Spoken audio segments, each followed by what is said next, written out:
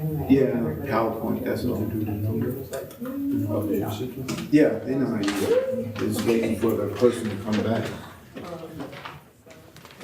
Okay, it's actually recording now, so.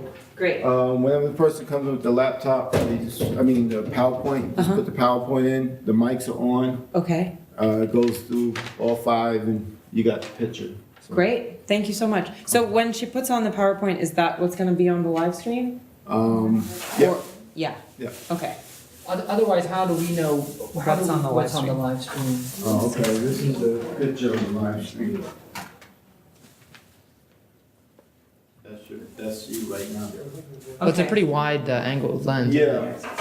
Can we keep that so we can always see what's on the live stream? Sure. Is that okay? Where? Hi. Welcome. Come Well, on. actually, if you want to see the PowerPoint, then no, because I have to cycle it. See, when you go like this, you see it for a minute, but then the PowerPoint takes over. Okay. So when you want to see yourself, just hit the green button. Green Yeah. allows us to see the stream. Right. Okay. And when you want the PowerPoint, hit the green button again. And then the PowerPoint would take over. Okay. Great. Okay. Okay. Super. And this is the best way to get the whole. Yes. Okay. Super. Thank you. All right. Thank you so much. You're welcome.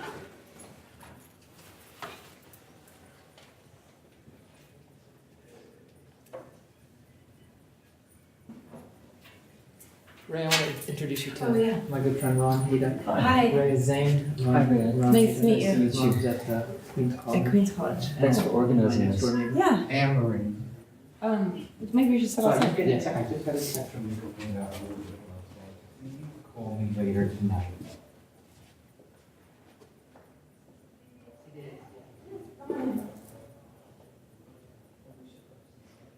Yeah, we should just be aware that the live streaming is on, so everything is kind of being recorded. So you start at 7? It starts at 7. Yeah. Man, We're going to break out your solo dance. Well, you have a big crowd. I think we will. You do? Lovely, yeah. Okay.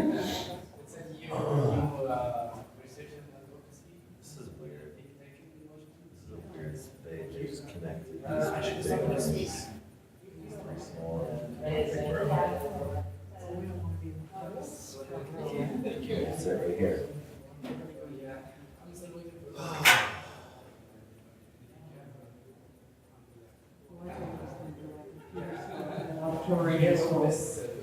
Yeah. That was him and Dershowitz.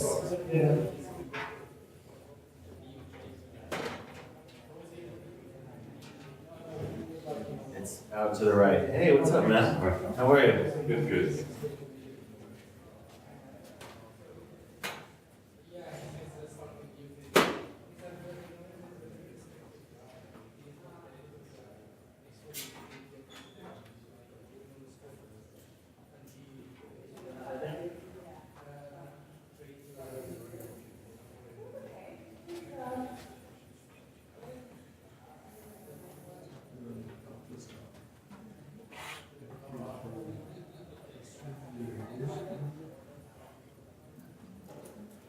Hector, you organize this? Yeah, I helped out. Nice. One of the, they co-organizer, I would call myself PI, but Co-organizer? yeah. Cool. I handed this. Nice. Yeah, I'm looking forward to what the speakers are gonna lay out. Yeah. One of the professors from the ASA Uh-huh. coming to talk about how they organized that and what's happened since. So one of the professors that was in favor of the boycott? Right. Um, Yeah, one of the organizers of the vote actually at the ASA.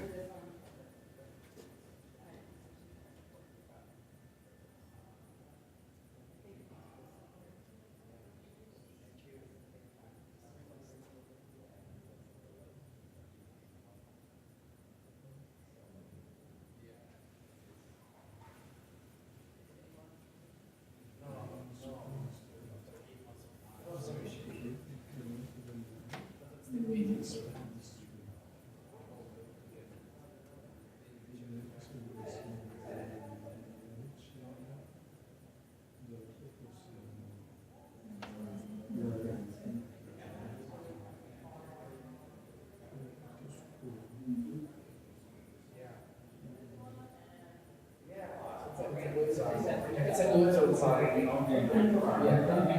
yeah.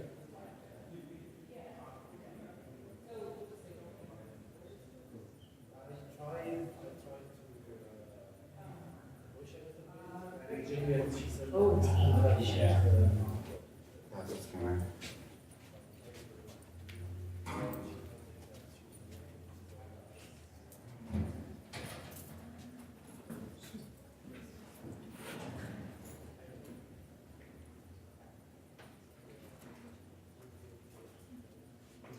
You know, Connor, when Connor comes, he might have tape because he was. Mary, you have tape? I don't. Okay, how about?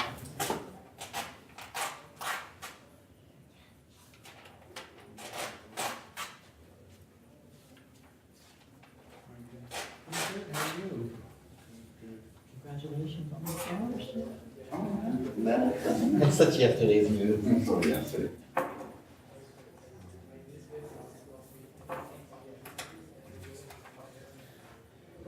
I can spell. Hello, English. What?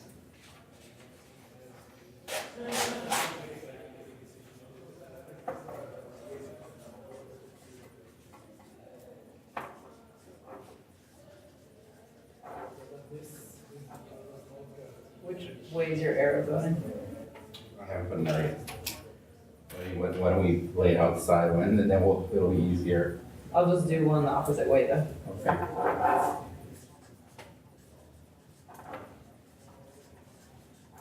I'm going right.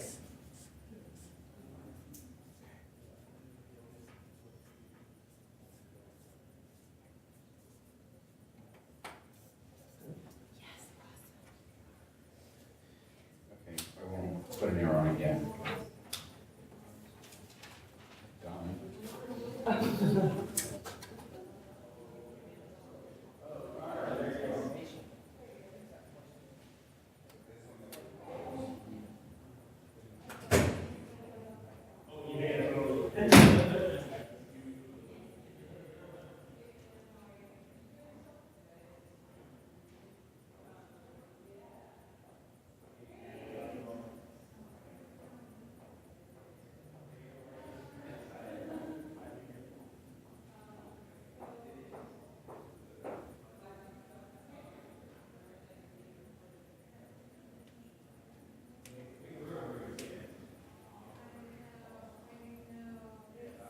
It's the only way they can accommodate this many, and that's how many will have to accommodate. Right, I guess if we don't have that many, we can encourage people to kill it. Yeah, we should definitely like, you know, kind of help people see themselves in the best place and see how far.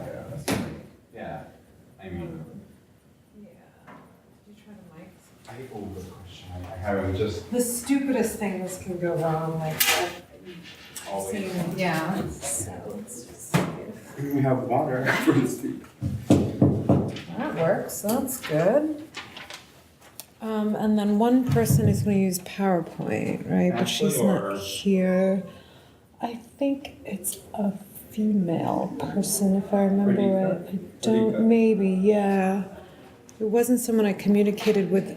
It's Directly. connected. That was moving on the screen. Yeah, so once she's here, we'll just plug in her. I don't think this one is working. So you have to turn it on. Oh, yes, it's working. Yeah, they're all off when you get. Let's check the live stream.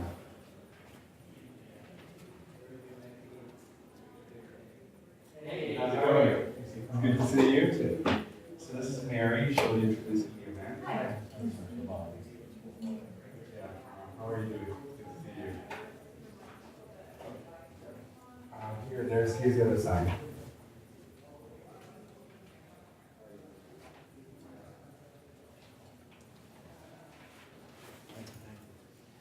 We live cast to all these monitors. I was wondering if the meeting is even before we start, so we should. Yeah, it's already recording now. Right. Oh, really? So don't read That's your social amazing. security Yeah, number. because they just set it up, you know, and he was running, so.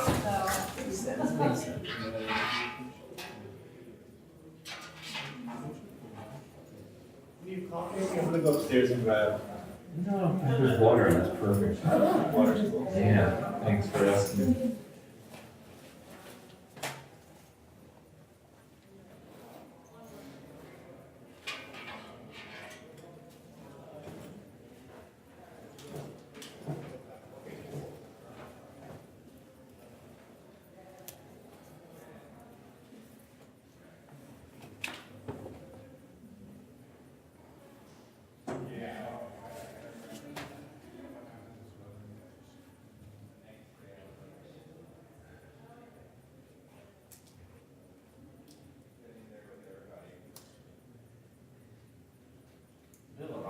heard from Sherry?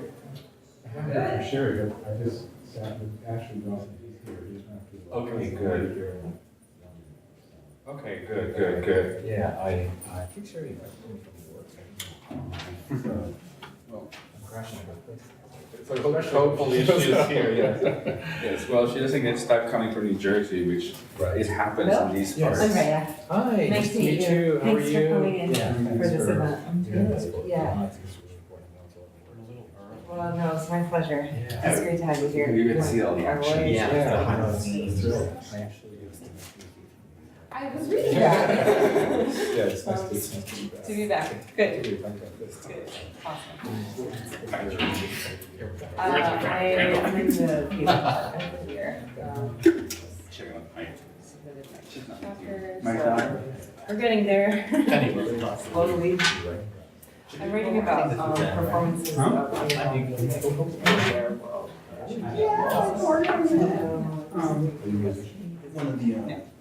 No, just a fan. Assistant organizer, Con over here is also involved. So Mary is gonna have Also forms main for the live organizers. streaming. Yeah, there's two people.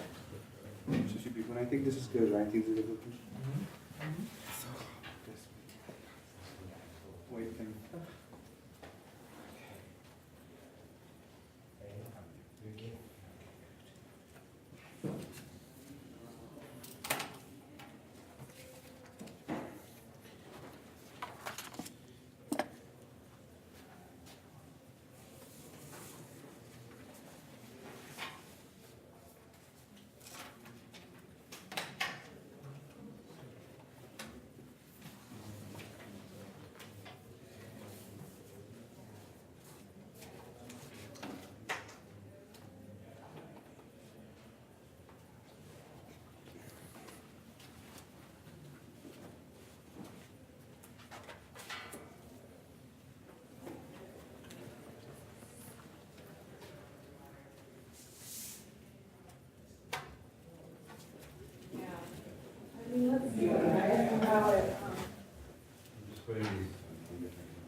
Oh, great, I'm not indicated. So where? It's actually, Sean is gonna come with clipboards. Oh, And so they're just gonna be Okay, floating. cool. So, What do you think people who yeah, wanna? Q&A lineup. Move some of these back a little bit, so there's. Yeah. How about just here, like line up like this? It looks like they didn't give us a I'll texture have to mic, see it so in an hour. the only thing is gonna be, I think, to take the one from the podium. Sounds good. And yeah, I mean, it's a little awkward for one person to walk around, so we might even have two people and take a second mic, but that, you know, I don't know, what do you think? I mean, it's quite a distance. Sure. Oh, maybe we can have one person with a mic over there and one person here. Like, Do you it might wanna, make sense to double have up on that? two Yeah, you want to stay on? Would you wish? here. Yeah, whatever's clever. I can And hang out that over would still here if leave you want to grab two one. mics. But we'll have to take them from up here. Yeah. yeah, Oh, Okay. bring them over. Yeah. Connor's gonna do one, I'll do the Oh, one. that's Perfect, you could Okay. take a mic from each end and we'll like sit up each against the wall, I think you'll both way. No, we'll stand here with the No, mic not and people unless will he's do their done comment or something. whatever and then the next person. If it's him, we can do one clip, right? Yeah, that's cool. I was just wondering where this line is gonna be, so it can Well, I would wait and see how full we Or are, right? Okay. maybe even this It might not way. make sense to be all the way over there. Another. We'll see how many people, you know, you guys can judge that. That sounds good. Negotiator is thinking that And they can always get lined up. rational or the other actually. Yeah, that's. So if anything, if we're smaller, maybe right here, and then I can put stuff right over here, and then if we're larger, then here-ish, and then further there-ish. Okay, thank you. Yeah, it's funny because, yeah, some people might choose the visibility to go far out than on the front row rather than just here, you know, already.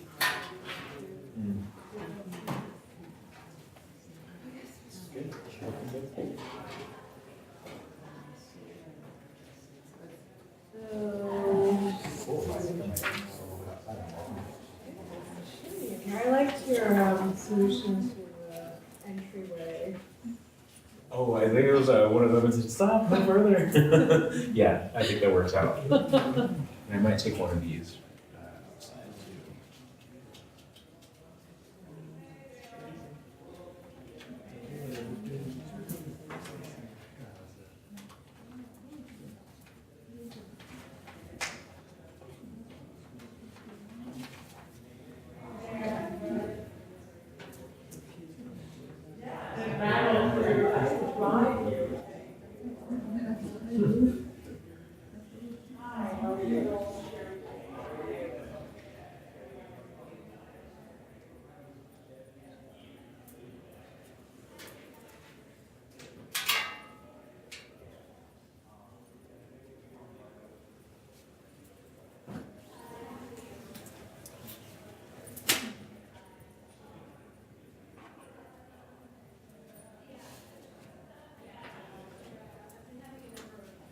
And I still not even have set Yeah, up myself. always so funny. So let's see how it goes. Am I the only one with the PowerPoint? I think so, right? Yeah.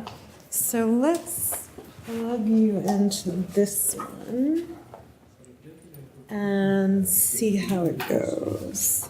That should be our master computer. It's this one right here, Yeah. and you're just gonna There go should be. in, and then he told me that how to fix it for the. Is it Radhika or Radhika? Radhika. I'm Raya. Hi. Oh, nice to meet you. Thanks for coming. It's interesting. Here. Setup. Yeah. Say that again. Okay, so I do not use PowerPoint personally, but let's see. Is that you want to go in there and Yeah, see? there's only one document in there, so. So we can't violate you.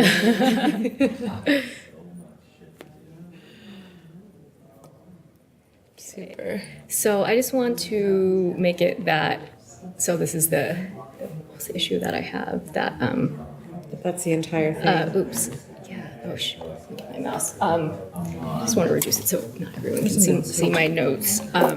If you just So go I want to see into- my notes, but I don't want my notes to show up there. Oh, and if you do it as just like if you go view slideshow, what happens? So yeah, so this is I need to figure out how to do this. I don't know if you have a tech person. Yeah, because then everyone, including, You won't be able to see it either. yeah, exactly. So, Okay. so I don't know if you have a tech person that knows how to do that. Ask a tech, but the tech people we have are dealing with the hardware. I'm not sure. You know, they should know something about software, but if But you've done this before, so it's happened. Yeah, it's just that I cannot remember. It's like you have to restart the computer where there's like a second screen and and I don't remember how to do it. Okay. unfortunately, I don't think there's a phone in here to just call the extension, so I'm gonna have to. Wait, go. let me. I mean, I could try looking up on the internet, but Let me see. Maybe I can.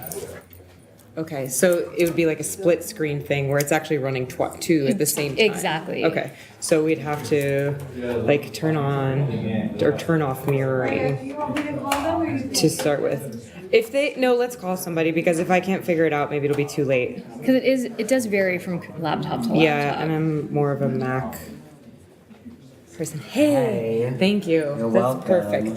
Awesome. These are your thought pen, The pen and more pens. Okay. Fantastic. Thank Anything you, else you Sean. need for anything else you need right now? No, do you? I don't know how to do this. No.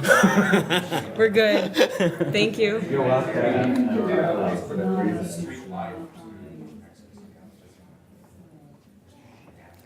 Just Google it. It's funny, usually with undergrads, Somebody knows. somebody knows. I think and I just got lazy. The city, the size of it, there's so many public spaces, there's still public.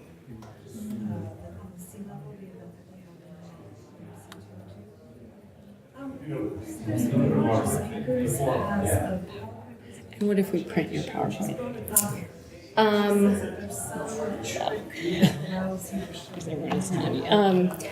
It's just a little difficult. I do have my laptop, so I could do it simultaneously if I need, but it's just more, Streamlined. yeah.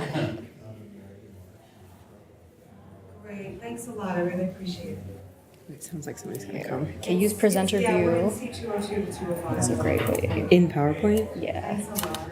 Okay. So view. Yeah, they said that they're really like hardware, not, you know, Not they software can't people. necessarily help you with software. So on the slideshow tab, Okay. But they are going in to the send monitors group, click use presenter view. Monitors. There's use presenter view. Yeah. Oh, you're never going to forget this. So the problem is I we can't all do it in learn. my house since I only have one laptop. Right. So yeah, It's saying that there's only one monitor. Oh, yeah, because probably the way they set it up, it's running through Click one check. monitor so that they all show the same thing. So he is going to send someone, so a hardware person could maybe splice these monitors, but yeah, that's what we want to do. Okay. So that's what we want. We want to detect. Another display not detected. Available display.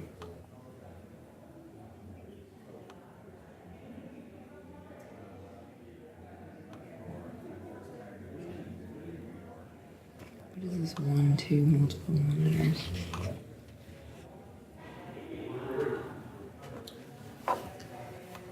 an emergency solution would be if anyone has a laptop on them. If she I has did- one, I you do- can- so I can- okay, so I we can- always do I can do it. both at the same You can time. double fist it. Yeah, Or we can, one of us can forward your slides if need be.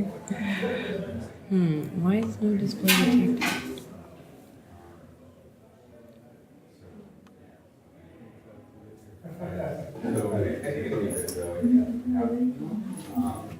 It's not a projector.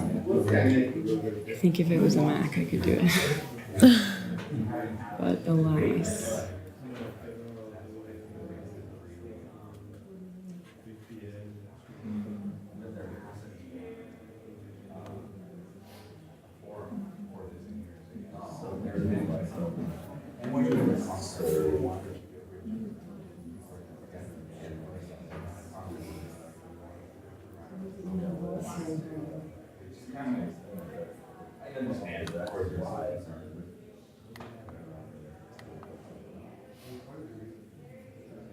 Okay. The device guy should be able to tell us how to split the monitor, though. That's not a software question. Yeah, Yeah, and that's yeah, what I yeah, suggested. Let's just hope they come, because the guy said, I'll try to find somebody. It's unfortunate that we didn't catch them when, because I guess they were here. They were when here, some people yeah. arrived. I always try to force them to stay until we test the devices, but.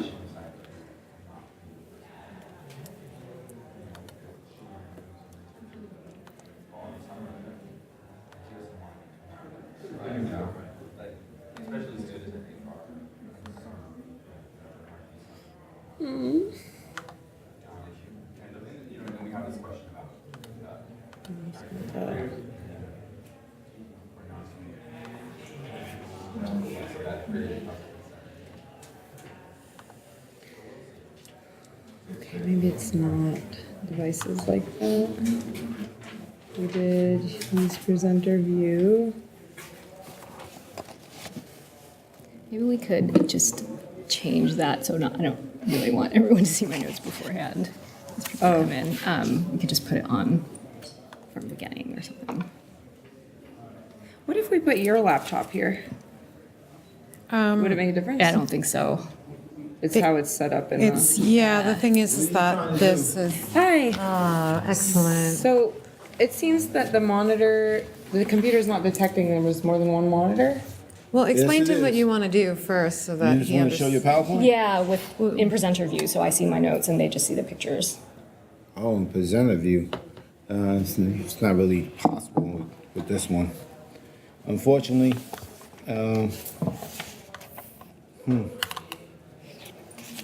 Oh, you just want to see, So I want to see that, but now we have two choices: either everyone sees my notes or custom slideshow. so. Usually we just click on use presenter view and then it. Oh, I'm sorry. Oh, it's not coming up. But it says only one monitor is detected. Well, yeah, because we got it on clone right now. So the, I don't know what this presentation is. no, I couldn't find it. So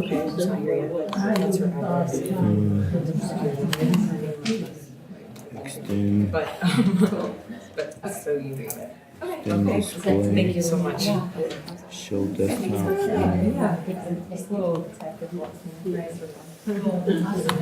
Uh-huh. Okay.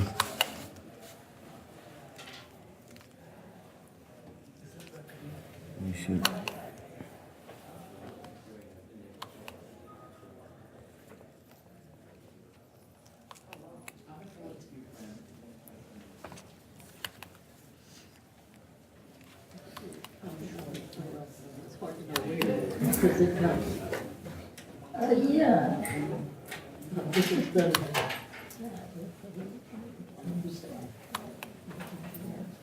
Hi, how are you? Good to see you. You too. Sorry. Unfortunately, if he had a Mac, it'd be easy, but we don't have a Mac on this, so. It's okay. At least the weather It's nice, right? Yeah. Bugs on the trees. Oh, I haven't seen the buds on the trees Oh, I yet. have. I don't know. Yeah. In Look Brooklyn? around. Yeah, in Brooklyn. Yeah. But there are no trees in Manhattan. How could you see? I don't know. Then I really You have to can't pay see your attention. Where are I mean, Yeah, now it's. You don't have them written out Yeah. somewhere? I mean, I have it my own laptop, so I can use two at the same Everything's time. much better there. To work, Yeah. but it's just not ideal. What laptop you got? Just another PC. Well, would Presenter View work on that laptop? I haven't tried it, so. All right, well, I- try your laptop.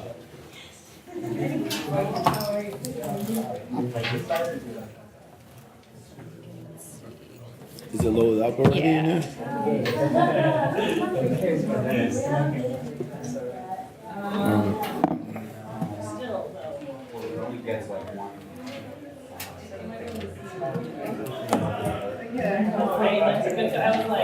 See, I don't know if.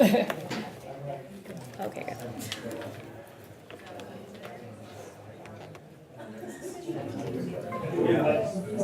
Okay, now try your Presenter View.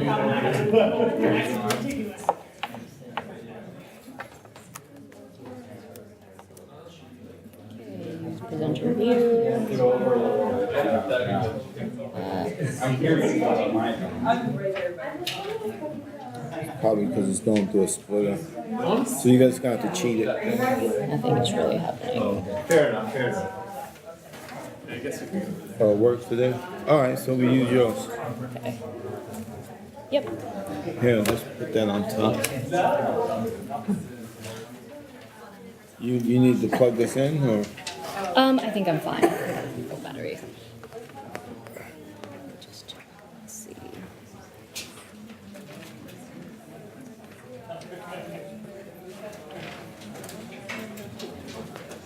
Great. Okay. Thanks.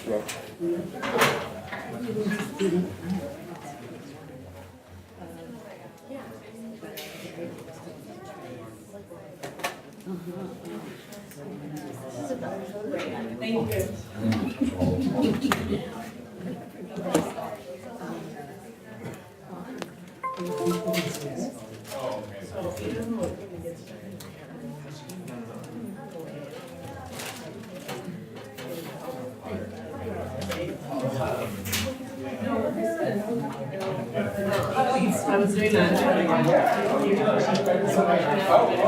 Oh, no. Five. The whole like back there. Yeah. I was like, instead of like having a ladder. Yeah. It's one of the assets of growing my hair, so you can actually tell. Well, part of it is.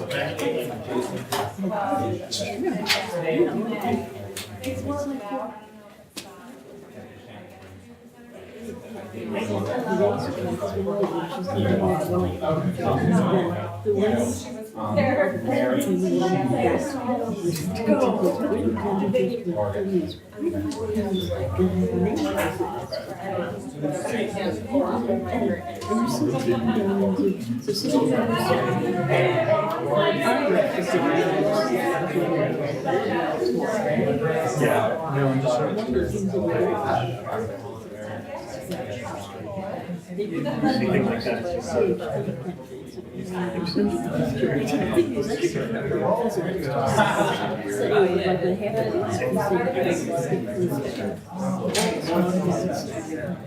Oh, right, that happens.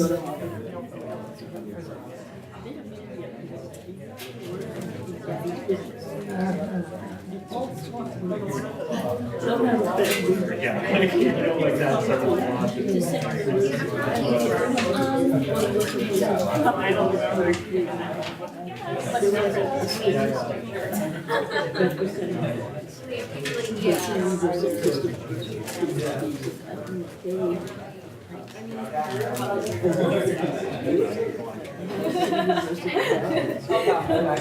Toggle, as they say.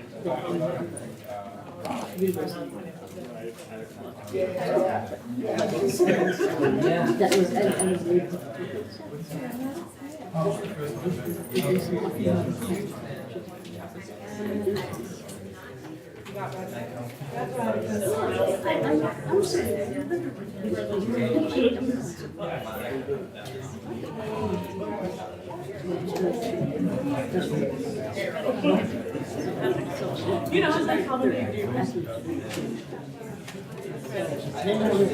Oh, hi, probably got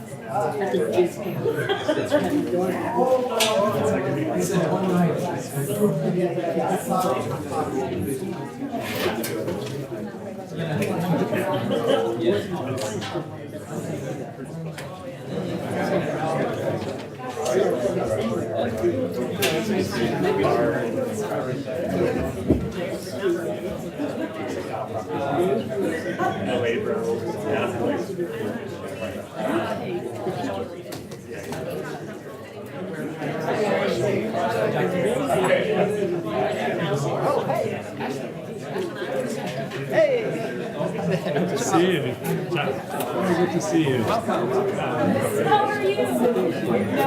Great to see you guys. Glad you made it. I was worried.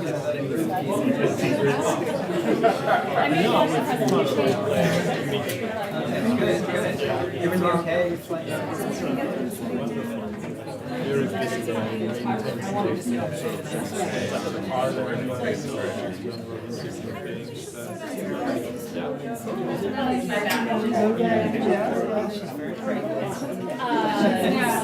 Baby's doing. Wait, my first 6 born, sign of blood. Pretty much. She's doing okay. Get to the mic and hold it. Oh, yeah. Great. Okay, so Connor, who's going to be introducing the Q&A first, right? Yeah. Let me just let him know.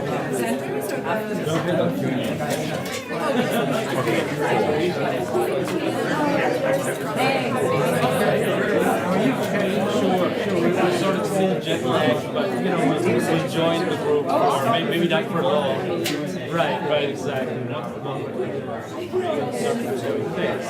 Go ahead.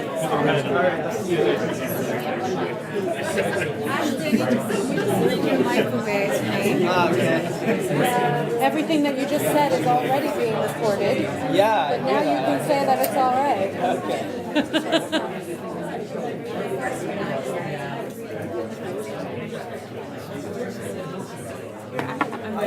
Hi, nice to meet you. Thanks so much for coming. Yeah. So, what time is it? Do I need to give you my social security? Yes. Good. I'm sitting where that black bag is if you want to sit with me. Okay, where? Like past that row of chairs, there's a black bag alone on the next row.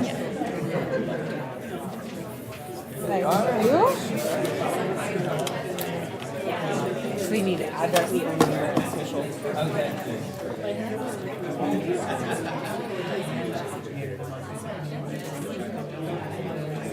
7:03.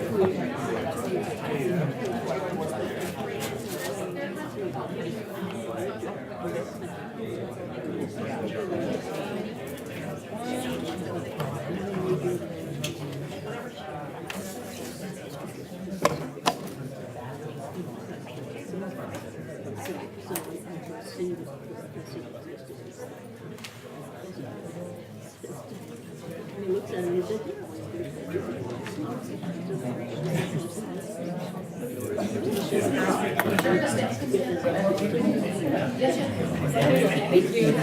That's perfect. All right, great.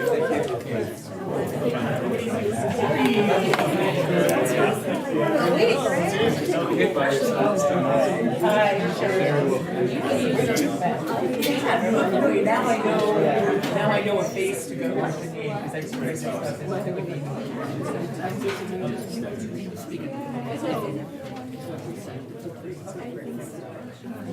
Welcome, everyone. I'd like to welcome you on behalf of the Center for Place, Culture, and Politics to Boycott, Divestment, and Sanctions and Academic Freedom. And before we begin, I would like to just thank the many co-sponsors of this event: the Adjunct Project, the American Studies Certificate Program, the Center for Place, Culture, and Politics, Critical Palestine Studies Association, Haymarket Books, International Socialist Organization at the Graduate Center, the Latino and Latin American Students Association, the Middle Eastern Studies Organization, Mise en Scène, Postcolonial Studies Group, Rev-Am Studies Group, CUNY, the Social and Political Theory Students Association, the Space-Time Research Collective, and the Thought Club. I want you all to be aware that this event is being live streamed, and that the live streaming does not end abruptly after the end of the event. So be aware that you're being recorded by CUNY right now. And the NSA. Right. Beyond the NSA, CUNY is also recording you. I'm going to hand things over to our moderator, Chris Stone, but I'd like to introduce him first. Christopher Stone is the author of Popular Culture, Nationalism in Lebanon, the Fairuz and Rabbani Nation. He's currently working on a number of translation projects, as well as researching the uses of Sheikh Imam in post-January 2011 Egypt. He's associate professor and head of the Arabic program at Hunter College of the City University of New York, and also on the faculty of the MA in Middle Eastern Studies program at the CUNY Graduate Center.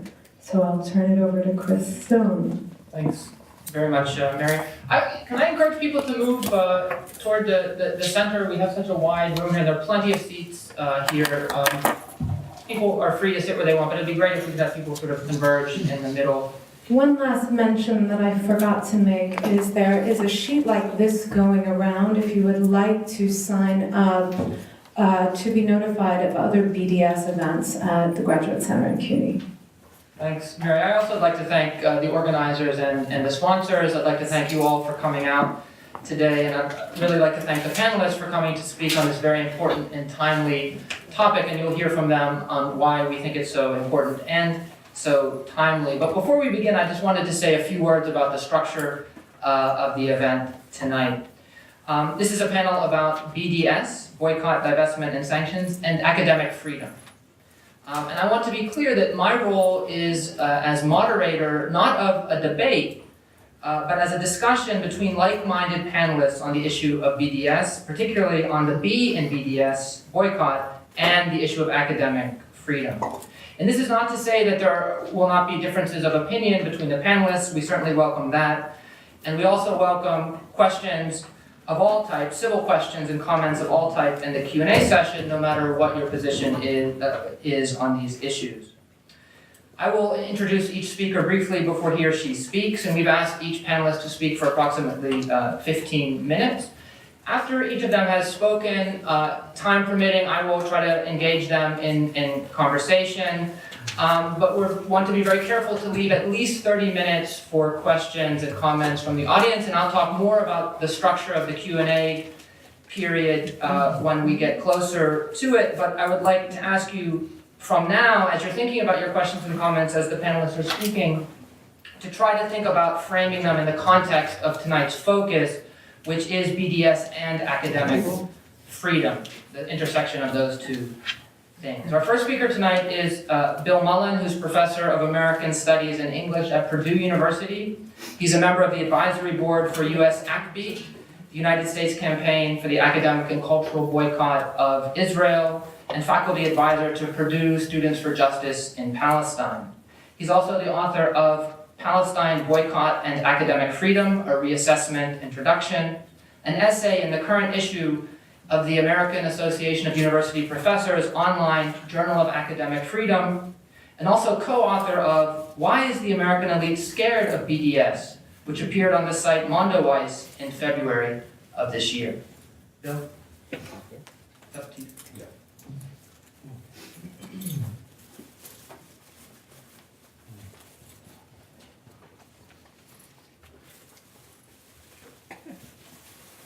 Can you all hear me? Okay. Thank you to the organizers, the co-sponsors for organizing this tonight, and thank you all for coming. Let me get right to it. So, to borrow a line from Ali Abu Nima's brilliant new book, The Battle for Justice in Palestine, the Palestinians are winning. In just the past month, we've seen students at Loyola University in Chicago vote for a divestment from Israel. We've witnessed massive groundswells for a divestment at University of Michigan and UCLA. Internationally, the student union at the Irish Student University in Galway, students at King's College London, and York University graduate students in Canada have all voted recently for divestment. And tonight, as we're meeting, students at the University of New Mexico are voting on a divestment resolution. More than 6,000 people have signed a petition for Columbia College professor Ayman Shahad when his class on Israel and Palestine was canceled because he showed the independent joint Israeli-Palestinian documentary 5 Broken Cameras in his class. Even NBC News covered the suspension of the Northeastern University Students for Justice in Palestine chapter for carrying out nonviolent protests against Israeli apartheid on campus. It's safe to say that the global boycott, divest, and sanctions movement has reached what its co-founder Omar Barghouti has called a tipping point. As with South Africa in the 1980s, the struggle for Palestinian liberation has become a mainstream global civil rights movement of our time. No one who believes in global justice can now stand on the sideline. As Howard Zinn once said, you can't be neutral on a moving train. Within the U.S., these spectacular events reflect the steady growth of U.S. ACB, the United States Campaign for the Academic and Cultural Boycott of Israel. U.S. ACB was launched in early 2009 after the Israeli invasion of Gaza in solidarity with the Palestinian Campaign for the Academic and Cultural Boycott of Israel, or PACB, which was initiated by Palestinian civil society in 2005. Both PACB and US ACB are nonviolent, human right-based initiatives modeled on the boycott, divest, sanctions movement against South African apartheid. Broadly, BDS is meant to bring Israel into compliance with international law and to recognize Palestinians as full-fledged equal citizens in a decolonized democratic state. Specifically, BDS calls for boycott, divestment, and sanctions based on 3 preconditions: an end to Israeli occupation and colonization of Arab lands, and dismantling of the 723-meter-long apartheid wall, full equal rights for Arab Palestinians in Israel, Gaza, and the West Bank, honoring of UN Resolution 194, guaranteeing the right of return for Palestinian refugees forcibly displaced since the Nakba, or catastrophe in Arabic, of 1947 to 1949. Today, the UN Relief Work Association estimates there are nearly 5 million Palestinian refugees worldwide. For those of us in the academy, a particular tipping point in the struggle against apartheid were the December actions of the membership of the American Studies Association. How many of you are familiar with the ASA resolution? Okay. Which passed by a landslide vote of 66 to 33% a resolution to boycott Israeli universities. Though the boycott was immediately condemned by university presidents and the media as a violation of academic freedom, in fact, the ASA boycott violated no one's academic freedom. The boycott targeted Israeli institutions, not individuals, and was limited mostly to the interaction between the ASA as a professional association and Israeli universities. Instead, what the ASA resolution did do is to make a critical link between the role Israeli universities play in violating Palestinian academic freedom and the suffocation and restriction of Palestinian freedoms more broadly.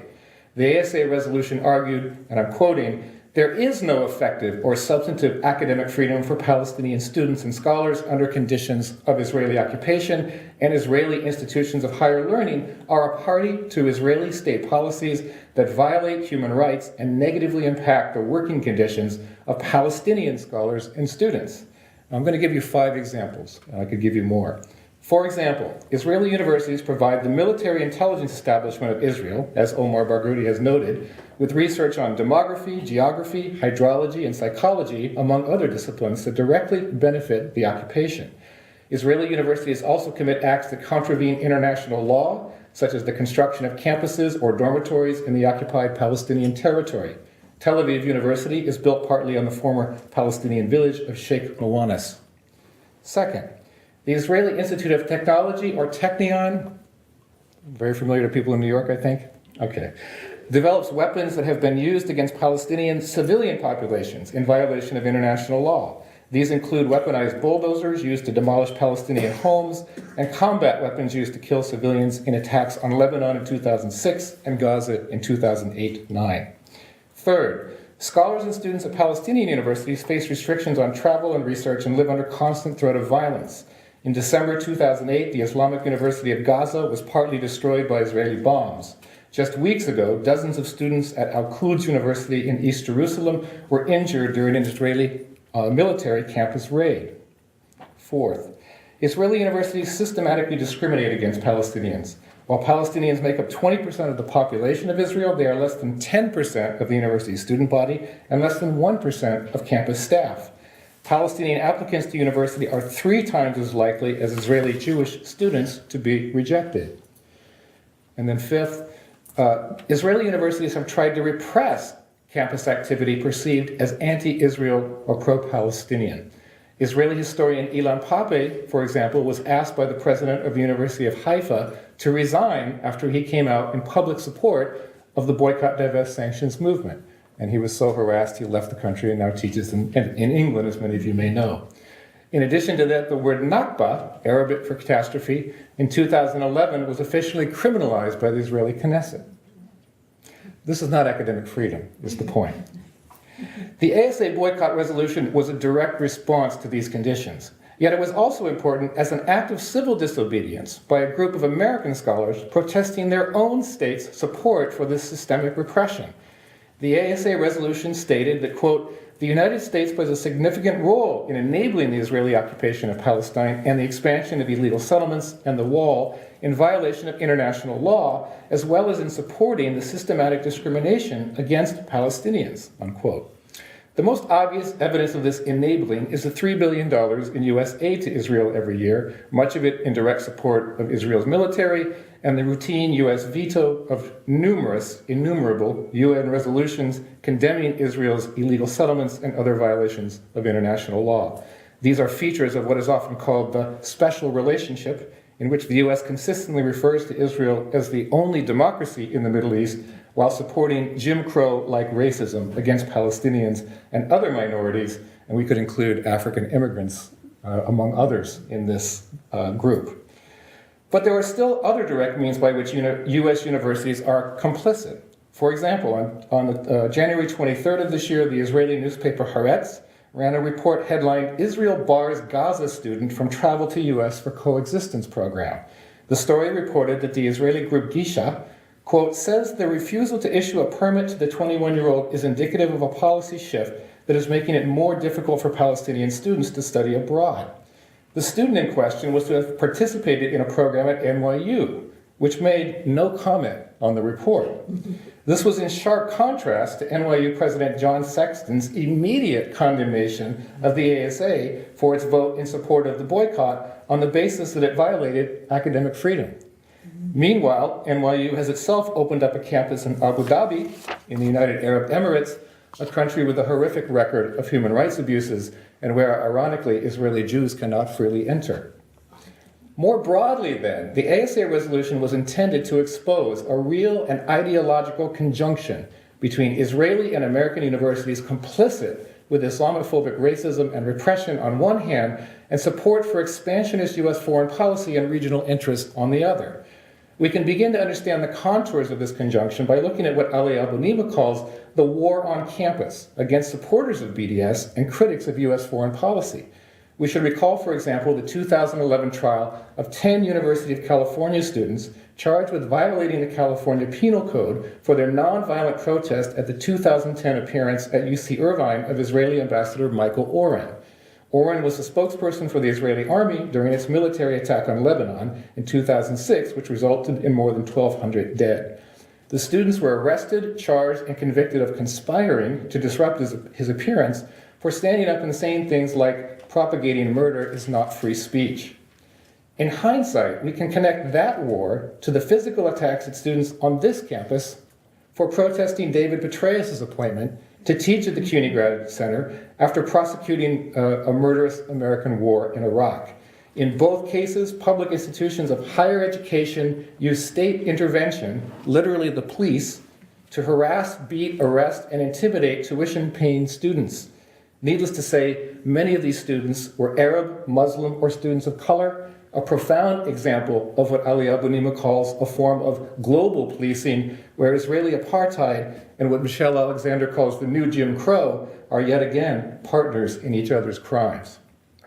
In this regard, we should also see the fight for BDS and for Palestinian rights as a tipping point in the battle against US racism and imperialism at home and abroad.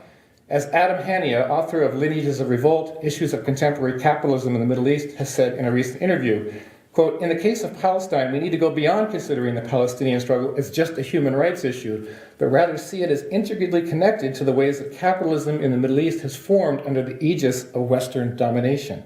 One of the central conclusions that can be drawn from this, Hania writes, is that the Palestinian struggle holds immense strategic weight in the political struggles of the region as a whole. Confronting Western domination of the region must necessarily pass through the question of Palestine. In other words, we need to constantly connect the political dots between American support for Israeli apartheid and US drones dropping in Afghanistan, and between US profiteering from Middle East oil and a planet that is burning its environment to the ground. Just about 5 minutes, just to let you know. I'm almost there. So what does all of this mean for us as BDS activists in the university? Let me assume we're all BDS activists tonight. It means that the battle for Palestine is quickly becoming our generation's Vietnam. That one of the roads to freedom from US imperialism runs through Ramallah.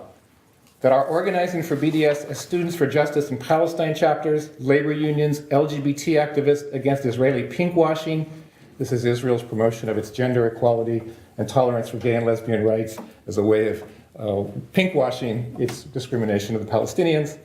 LGBT activists against Israeli pinkwashing and anti-racist organizers against Israeli apartheid and the new Jim Crow must be part of a larger fight against the history of racist settler colonialism, exploitation of workers, and attacks on civil liberties and military aggression, all done in the name of US empire. It also means that we are at war with the neoliberal university itself. I think Sherry Wolf's going to talk a little bit about this tonight. The more than 200 university presidents who have condemned the ASA and aligned themselves with the US state and apartheid Israel while raising their own salaries, jacking up student tuition and fees, smashing student dissent, and policing curriculum. You know, the Michigan Senate has now voted to rescind funding if any university teaches labor studies. Okay, in a Michigan public institution of higher education. That's what one of the things I'm talking about. Policing curriculum means the university campus is as much as ever a crucial front in the battle for real economic and political justice in our time. So I urge you all today to join this fight. We need more boycott and divestment resolutions now. We need to end US aid to Israel now. We need to stop and frisk now. We need to take our universities back in the name not just of academic freedom, but of redistributive justice. We must remember we have nothing to lose but our chains, and we have a whole world to win. Thank you.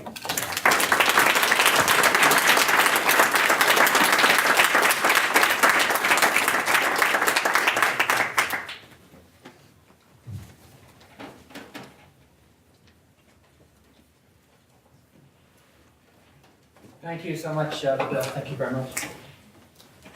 Our next speaker is Radhika Sena.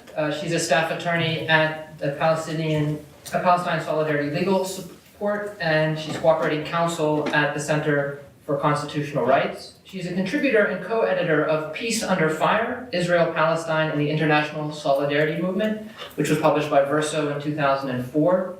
She's been involved in human rights and democracy movements in Palestine, Mexico, Pakistan, the Philippines, and Bahrain, and she's one of the founding members of Witness Bahrain. Lastly, I'm willing to bet that she's the only one in this room who has done time in both Israeli and Bahraini prisons. Thank you, Rami. I don't think that was in the bio I sent you. So before I get started, I just want to take a poll of the audience. How many of you are professors? Oh, quite a high number. Grad students? Even higher number. Undergrads? Okay, thanks for coming. And just not affiliated at all with being a student or university. Okay. Good to know. So in my 15 minutes of allotted time, I'm going to talk about academic freedom very concretely. I also hope to explain why academics who work on BDS are protected by academic freedom principles and the First Amendment. So I'm going to start off by talking about the historical context. Then I'm going to review a few of the key cases. I'll also touch on contractual rights for those of you at private universities. Are any of you at a private university, or are you mostly CUNY? Okay, no one at private universities. We'll go through that part very fast. Lastly, I'm just going to talk very briefly about these anti-boycott bills that are being introduced at greater frequency throughout the country, and why they infringe on the First Amendment more generally. And before I get started, I just want to make one quick note about some of these background pictures that you're going to see on the slides. You might be looking at them and saying to yourself, hey, those look like pictures of Palestinian farmers in Gaza, maybe farming near the buffer zone. And I would say, yes, you would be right. And you might be saying, what do those have to do with academic freedom? And I'll just say, perhaps not a lot, but they're more interesting to look at than, academics writing papers or drafting divestment resolutions. So if you have any questions about the pictures later, I'm happy to answer them. So let's get started. What is academic freedom? Where does it come from? Is it an individual right stemming from the First Amendment, or is it a professional privilege stemming from the employer-employee relationship? These are questions that I think even a lot of professors have. And I have to admit that this presentation is sort of a academic freedom 101. And right before leaving, I was worried, and I thought, hey, this crowd's going to be a lot of professors, probably a lot of grad students. Maybe they already know these pretty basic principles. And I got a little bit nervous. And I called my husband, who's a professor, and I asked him, hey, what do you think academic freedom is? And he said, and there was a large silence, and then he said, and then after a couple wrong answers relating to England, he said, I don't know anything about this. So I'm really glad that he didn't know anything, and I'm hoping that you are in the same position and you will be learning at least a few things in this talk today. And a clue, I guess, I don't know if any of you know what this picture is from, but this is Senator Joseph McCarthy at Senate labor hearings.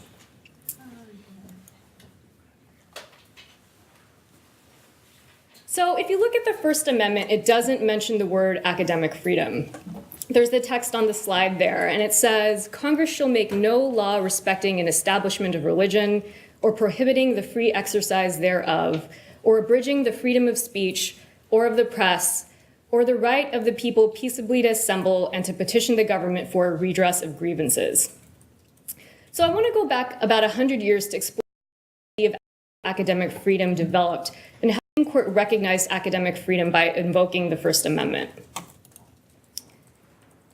So given the sort of short amount of time, I'm starting in 1915, when a number of academics became concerned with trustees' intrusions into academic affairs. They founded the American Association of University Professors, who adopted a Declaration of Principles, which identified 3 principles of academic freedom, including the freedom of inquiry and research, the freedom of teaching within the university or college, and freedom of extramural utterance of action. And in this period, the primary concern was the intrusion of lay people, namely trustees and administrators, into academic affairs. And the main goal was to establish that universities were not simply business corporations and that academics were not the same as other employees. But just a short note, it didn't start in 1915. In the late 1800s, a number of academics, mainly economists actually, were also concerned about the same things. And this stemmed from a lot of research and work around and activism against child labor laws. And their concern back then was that most of these trustees were corporate executives that were pro-child labor. So it didn't start in 1915, but that's when the AAUP formed. So by the 1940s and the passage of the Smith Act and the anti-communist purges, things did start to change. Schools started to require teachers and other public employees to sign statements that they were not involved in any quote-unquote subversive groups. Teachers sued. In response, we got a number of Supreme Court cases codifying the concept of academic freedom. And again, people often refer to these things as starting around the McCarthy era, but it did start well before that. And during World War I, where professors were under a lot of pressure if they were anti-war, and in the 30s as well. I think by 1931, 10 states had teacher oaths. So it started before McCarthyism and kind of went on through the 60s. So the Feinberg Law in New York, which was a state statute, forced public employees to take loyalty oaths stating that they didn't belong to subversive groups. So we had Irving Adler, a New York City school teacher, who eventually became the lead plaintiff in this case, Adler v. Board of Education. Adler v. Board of Education. And Adler had joined the Communist Party in 1935. And when he was the chairman of the math department at a high school on West 18th Street, he was subpoenaed to testify before the Senate, and he took the fifth. He refused to talk about communist influence in the nation's schools. So he was called in later by the superintendent, and he again refused to answer questions. So he sued, and unfortunately, the Supreme Court upheld the statute. However, this is a quote from Justice Douglas, whose dissent contains the first mention of academic freedom in the Supreme Court. And Justice Douglas said, "The very threat of such a procedure is certain to raise havoc with academic freedom. A teacher caught in that mesh is almost certain to stand condemned. Fearing condemnation, she will tend to shrink from any association that stirs controversy. In that manner, freedom of expression will be stifled." And so, Adler lost the case. He was suspended in 1952 and dismissed in 1954. And here's a picture of him. He died in 2012 at the age of 99. And he was one of 378 teachers to be fired in the state of New York under the Feinberg Law.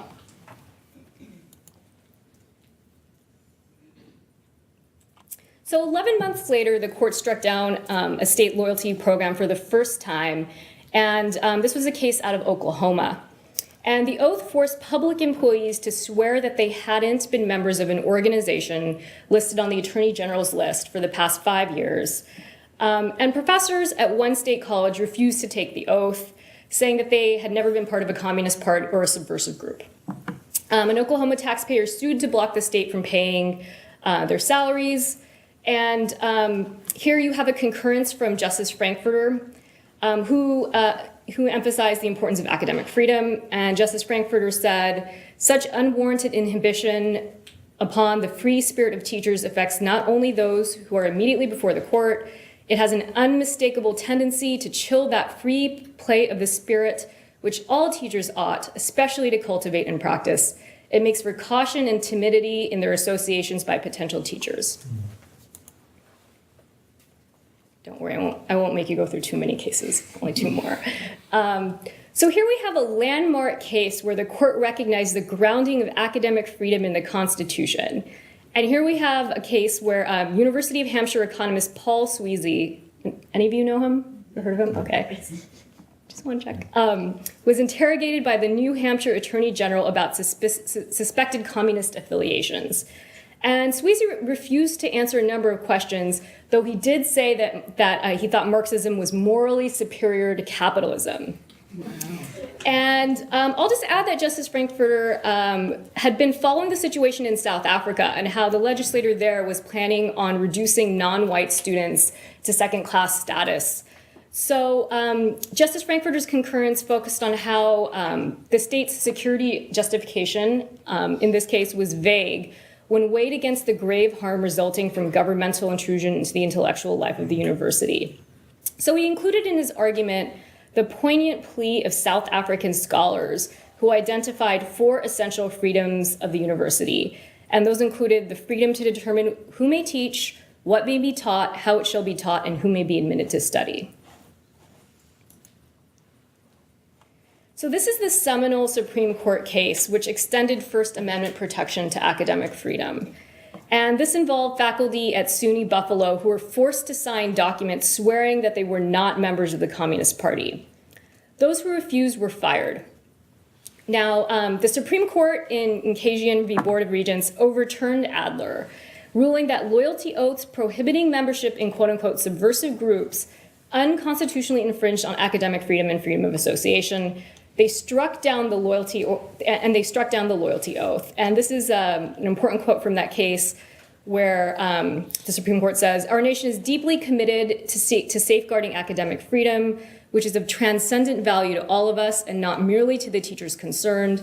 That freedom is therefore a special concern of the First Amendment, which does not tolerate laws that cast a pall of orthodoxy over the classroom.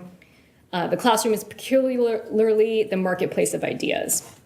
That said, even though this was a very important case, it did not define or delineate the scope of academic freedom. And just an interesting thing is that Kajian later said, when he was interviewed, that he thought that if a critical mass of faculty had refused to sign, litigation might not have even been necessary. And he said, "Suppose there had been 25, or for that matter, 500. Clearly, the problem would have been so serious that it is doubtful the administration could have taken any action at all. The faculty underestimated its power and allowed itself to be stampeded into signing with unnecessary haste." I think about 5 minutes. Okay, thanks. So very briefly, so the First Amendment of the Constitution generally applies to state actors, so public universities, public colleges. That said, academic freedom rights are often bestowed on professors by school policy. So, your friends or colleagues that are at Columbia University, for example, or Barnard or NYU are also protected by academic freedom. And you can look to rules and regulations, letters of appointment, faculty handbooks, collective bargaining agreements. And the Supreme Court has actually said that academic freedom is protected as part of academic custom or academic common law as well.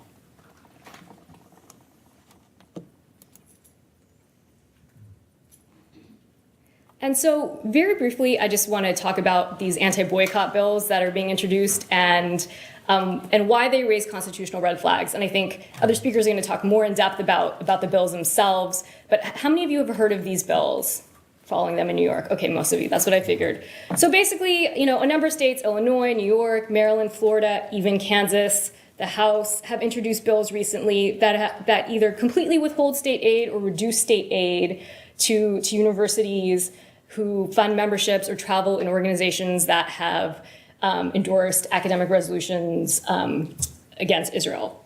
So, these bills threaten First Amendment principles, including academic freedom, but also just the First Amendment more broadly as far as free speech. And, the Supreme Court has held that speech on public issues occupy the highest rung of hierarchy on First Amendment values and is entitled to special protection. And the Supreme Court has also specifically said that boycotts to bring about political change are unquestionably protected by the First Amendment. Our country has a long tradition of boycotts. The US itself is a product of a colonial boycott against British, Irish, and West Indian goods, from pre-Civil War boycotts, the Montgomery bus boycotts, to the anti-apartheid struggle. South Africa. You know, we have a long tradition of it here. And the ASA boycott is very much, is very much a political boycott, you know, meriting the protection of the First Amendment. It's also undisputed that academic organizations may participate in boycotts in response to issues of public concern. And these bills are really problematic because they give legislators the power to censor academic exchange and cast exactly the, you know, the type of pall of orthodoxy that the Supreme Court warned against. And just very, very briefly, they're also problematic because they target a particular viewpoint being expressed, and that is, you know, boycotts of Israeli institutions. And the Supreme Court's also held that viewpoint discrimination raises the specter that the government may effectively drive certain ideas or viewpoints from the marketplace. They've also found that direct or indirect restrictions on public funding aimed at suppressing particular political perspectives are unconstitutional. And this goes to the fact that I think, you know, in New York, well, in all the states, I think the legislators are think that they can get around the First Amendment by saying, well, we're just cutting funding, but the professors are free to be members and to go on their own. And you know, the Supreme Court said, no, that doesn't cut it. You know, you can't just cut funding and say you're free. You know, you're free to do it. That's still a violation of the First Amendment. And that's because the bills amount to a quote unquote penalty on disfavored viewpoints. And, you know, you can't do that under the First Amendment. The Supreme Court's been very clear about that. And then just very, very briefly, they're also really problematic, these bills, because they have a chilling effect. You know, even if you're a member of the ASA and you're a professor and you still persist and pay your own way to go to these meetings, that doesn't mean that other academic organizations aren't going to feel discouraged from passing their own divestment resolutions. You know, they know that the harassment they're going to get, you know, and this is what's called the so-called chilling effect on free speech that the Supreme Court also said violates the First Amendment. So I think I'm going to wrap it up there. But just a few words about Palestine Solidarity Legal Support. We're a new group. We actually just started about a year ago, and we, you know, if you want to go to our website, we have Know Your Rights guides and provide, you know, Know Your Rights workshops for students on college campuses and other people, other activists. And we're also here to give legal support to activists, to SJPs, and to academics as well. So if you have any questions, feel free to contact us. And there's our contact info. I'll just leave that up there.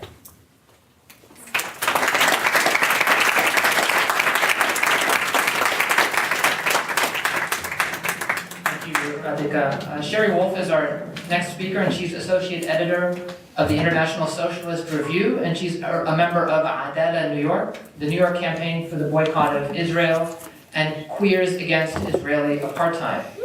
She's also the author of Sexuality and Socialism, History, Politics, and Theory of LGBT Liberation, published by Haymarket in 2009.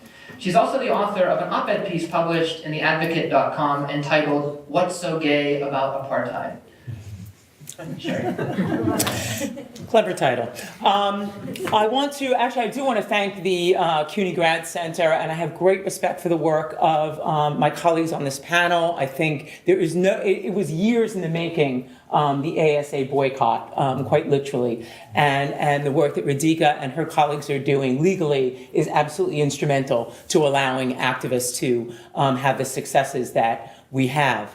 As a Marxist, I'm not accustomed to saying things like this, but it's about time that Palestine has been mainstreamed. It's a good thing. Not many years ago, it was left over to the margins of the far left and Middle Eastern population discussions in this country about Palestine. And now it is, frankly, on the front pages of even the newspaper of record and part of conversations throughout American society. And the fact that it has now entered academia is to the credit of not many people numerically, and you're looking at two of them up here. And it is changing things. I want to say that, you know, in response to the ASA boycott, university presidents across this country, as Bill made mention of before, were really apoplectic. Now, in my professional life, I am a faculty union organizer at Rutgers.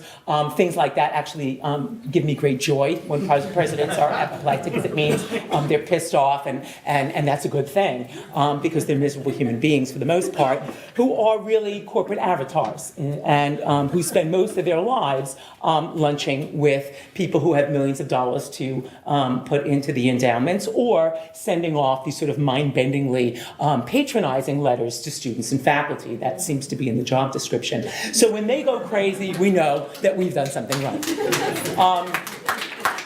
I always put a little R with a circle next to the name of the president at Rutgers, because I feel like he is a corporate entity.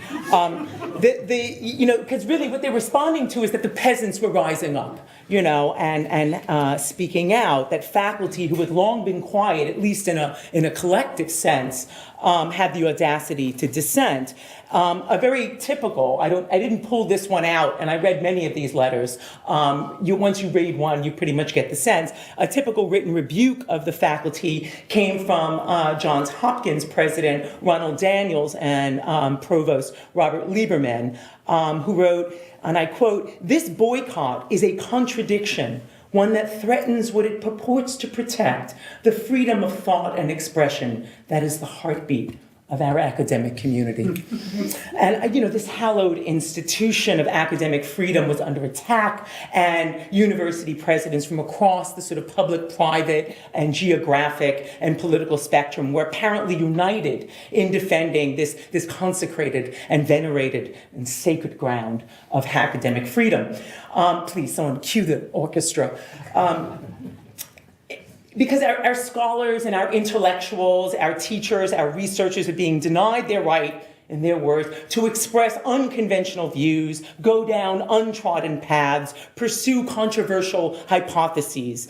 Now, aside from the profound level of ignorance, this response, this claim reveals about Palestinian society, their knowledge of Palestinian society. The attack by university presidents really expresses either stupidity or dishonesty about what is taking place at our own academic institutions here at home. 40 years of neoliberal restructuring of higher education in the United States has had an absolutely devastating impact on academic freedom, a concept which actually rose alongside of tenure in the early part of the 20th century. With the privatization of higher education has come the adjunctification of higher ed faculty, which is to say the destruction of tenure. Contingent faculty labor now comprise nearly 75% of the 1.5 million teaching and research faculty in the United States. And here at CUNY Grad Center, I took a look at least what the latest figures were available to me at the MLA website. 65.5% of all full and part-time faculty here at this institution are neither tenured nor on the tenure track, and as such already have no genuine academic freedom.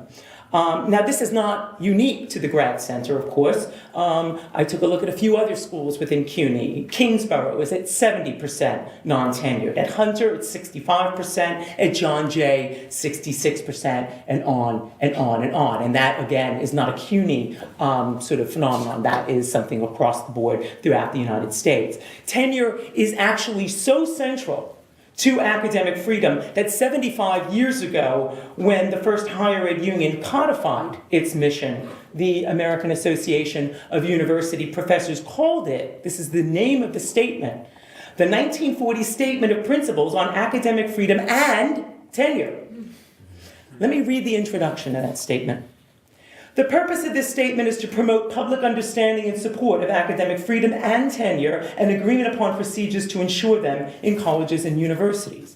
It goes on to say that academic freedom is essential to these purposes and applies to both teaching and research. Freedom in research is fundamental to the advancement of truth. Academic freedom in its teaching aspect is fundamental for the protection of the rights of the teacher in teaching and of the student to freedom in learning. It carries with it duties correlative with rights. Number one, tenure is a means to certain ends, specifically freedom of teaching and research and of extramural activities, and two, faculty, pick up your ears, a sufficient degree of economic security to make the profession attractive to men and women of ability, and goes on to say, freedom and economic security, hence tenure, are indispensable to the success of an institution in fulfilling its obligations to its students and society. So I come to this discussion not only as a longtime Palestine solidarity activist and writer and speaker, but as someone, as I mentioned, who is a faculty union organizer, in my case at Rutgers, which, like CUNY, has one of the largest unionized faculty in the United States. In fact, I think it's the largest local of the American Association of University Professors. And like CUNY, we fight every day against the encroachments of corporatization and privatization, in a word, neoliberalism. And let's be honest, the Academy has always been at war with itself as a site of both legitimization of the status quo and ideological exploration that could endanger the establishment. Both of these things, this contradiction, exists at the heart of academia. But the stakes have actually grown higher under the pressures of unprecedented profits and hypermilitarization that are the hallmarks of contemporary neoliberalism. The need to fundamentally transform higher education, especially public education for the middle and working classes, has become absolutely imperative in contemporary America. It is no longer sufficient for the Academy to spread and normalize the ethos of neoliberalism in which all studies and personnel are reduced to their economic function, return on investment. Now, academia has to pulverize our capacity to dream if imperial subjects are to be sufficiently docile.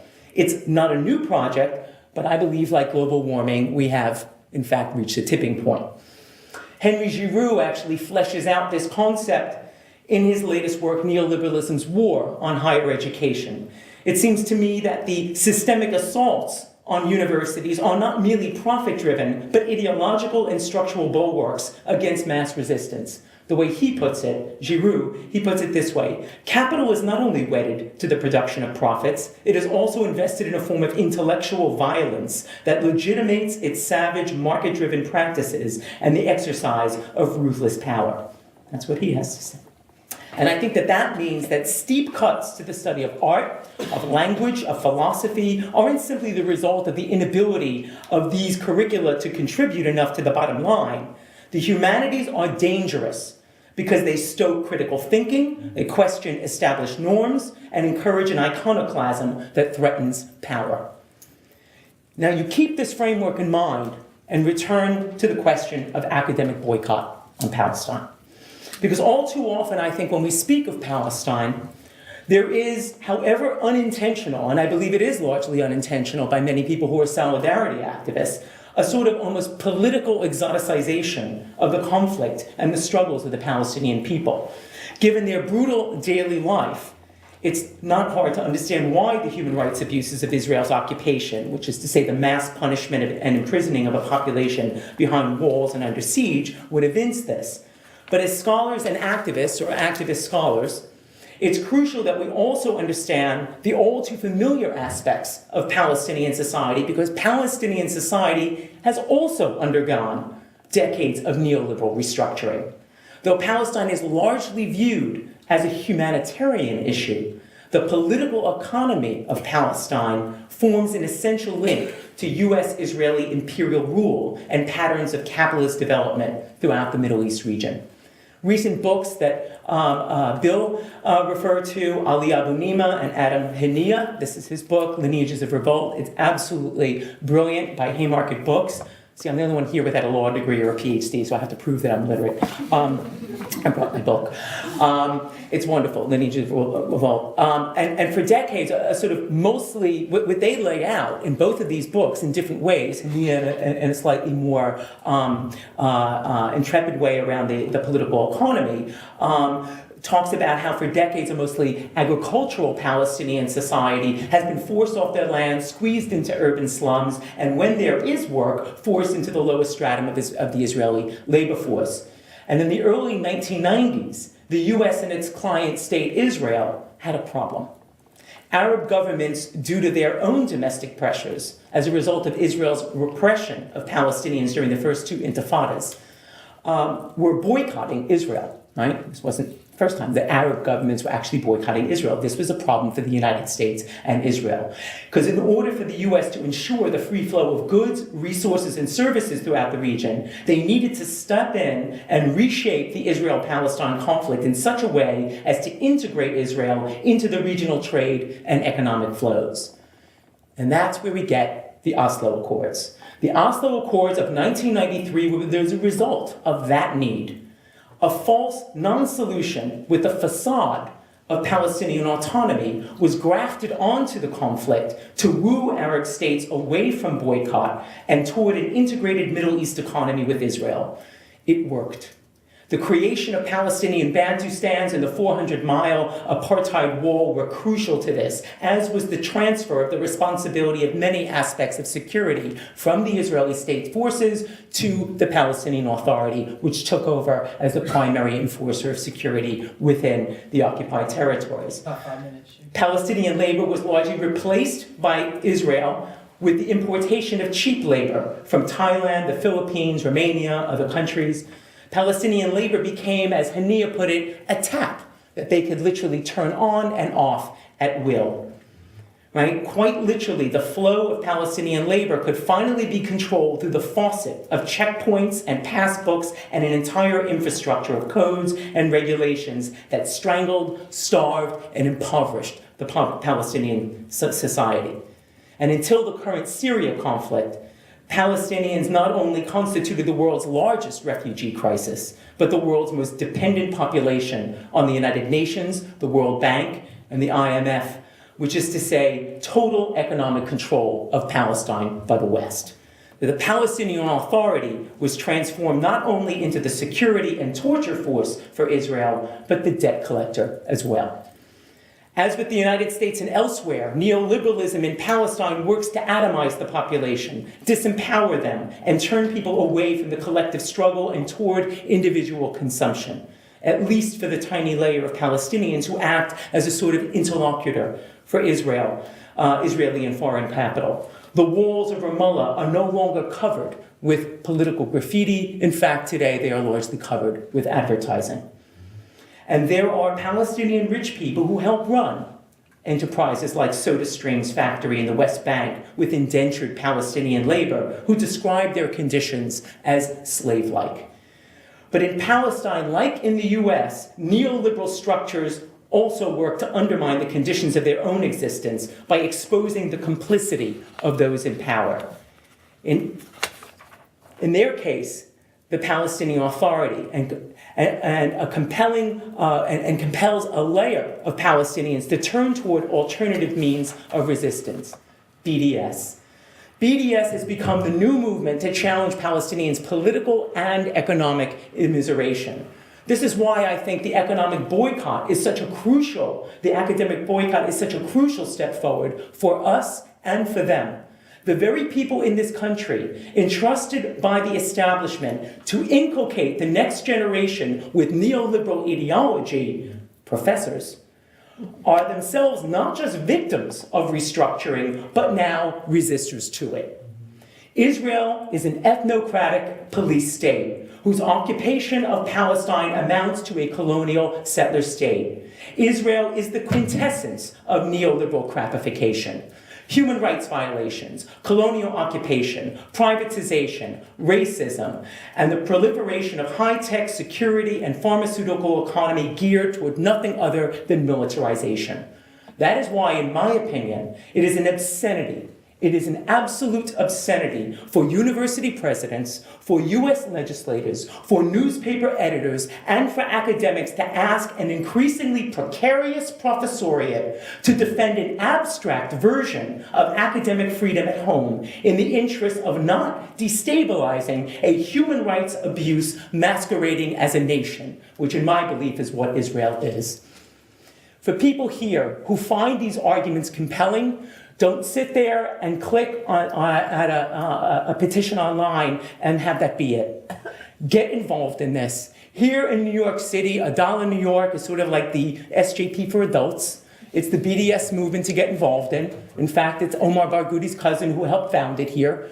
Get involved in this, and here, as an academic, participate in the growing movement among academics whose pension funds are invested by TIACREF in companies doing business in occupied territories, in occupied Palestine. There are things that you can do in addition to these resolutions in your departments, in your schools, that will help to further this along, because never before in our lives has Palestine gotten this close to actually becoming something that human beings care about here, and that human beings are willing to do something about here, and that there is a global solidarity movement for. Join that global solidarity movement.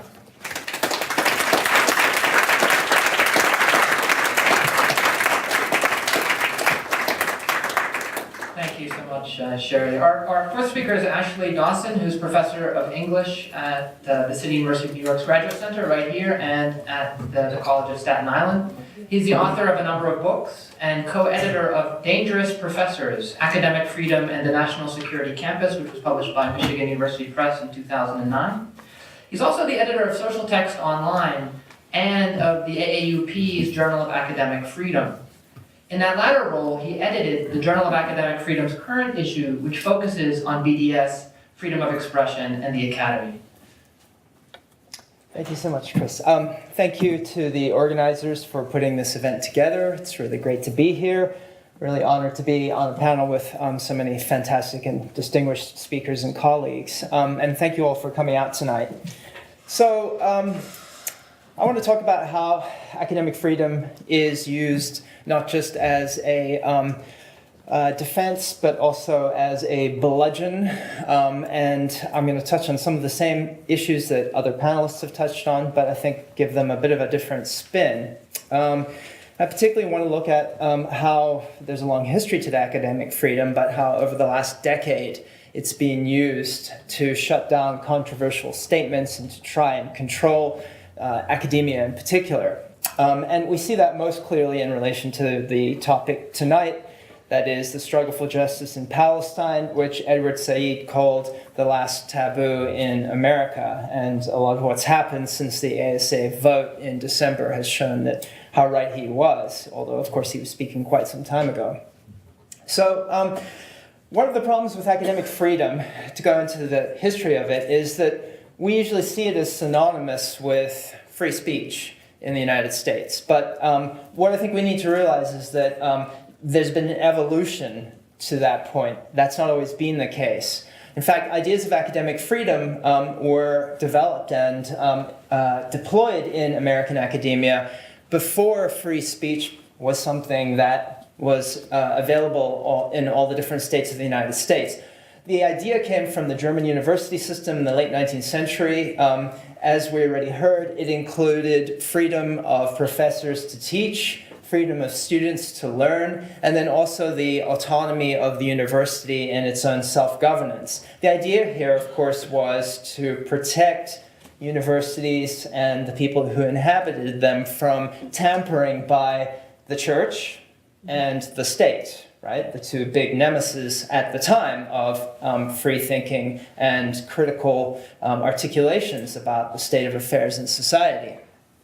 Now, a lot of this was because the university was seen as a kind of vanguard of democracy, and when people who had studied in Germany in the late 19th century brought their ideas back, people like Dewey, and were involved in the founding of the AAUP, they very much cleave to this notion of the university as being in the kind of vanguard of democracy. And you can see that when the AAUP issues its definitive 1940 statement. And just to quote very briefly from a section of that statement, we've already heard some of it, but it's quite idealistic language.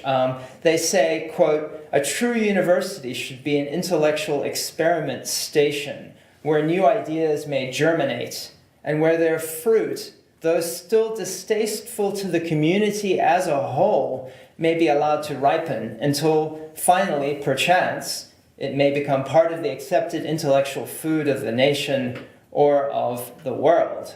I'm tempted to start cracking jokes about getting a stomach ache, but academic freedom in the time that the AAP definition was being articulated was certainly making people uncomfortable in various different ways. Remember, this is the period of the RAP Committee, which here in New York City, New York State, targeted particularly CUNY professors.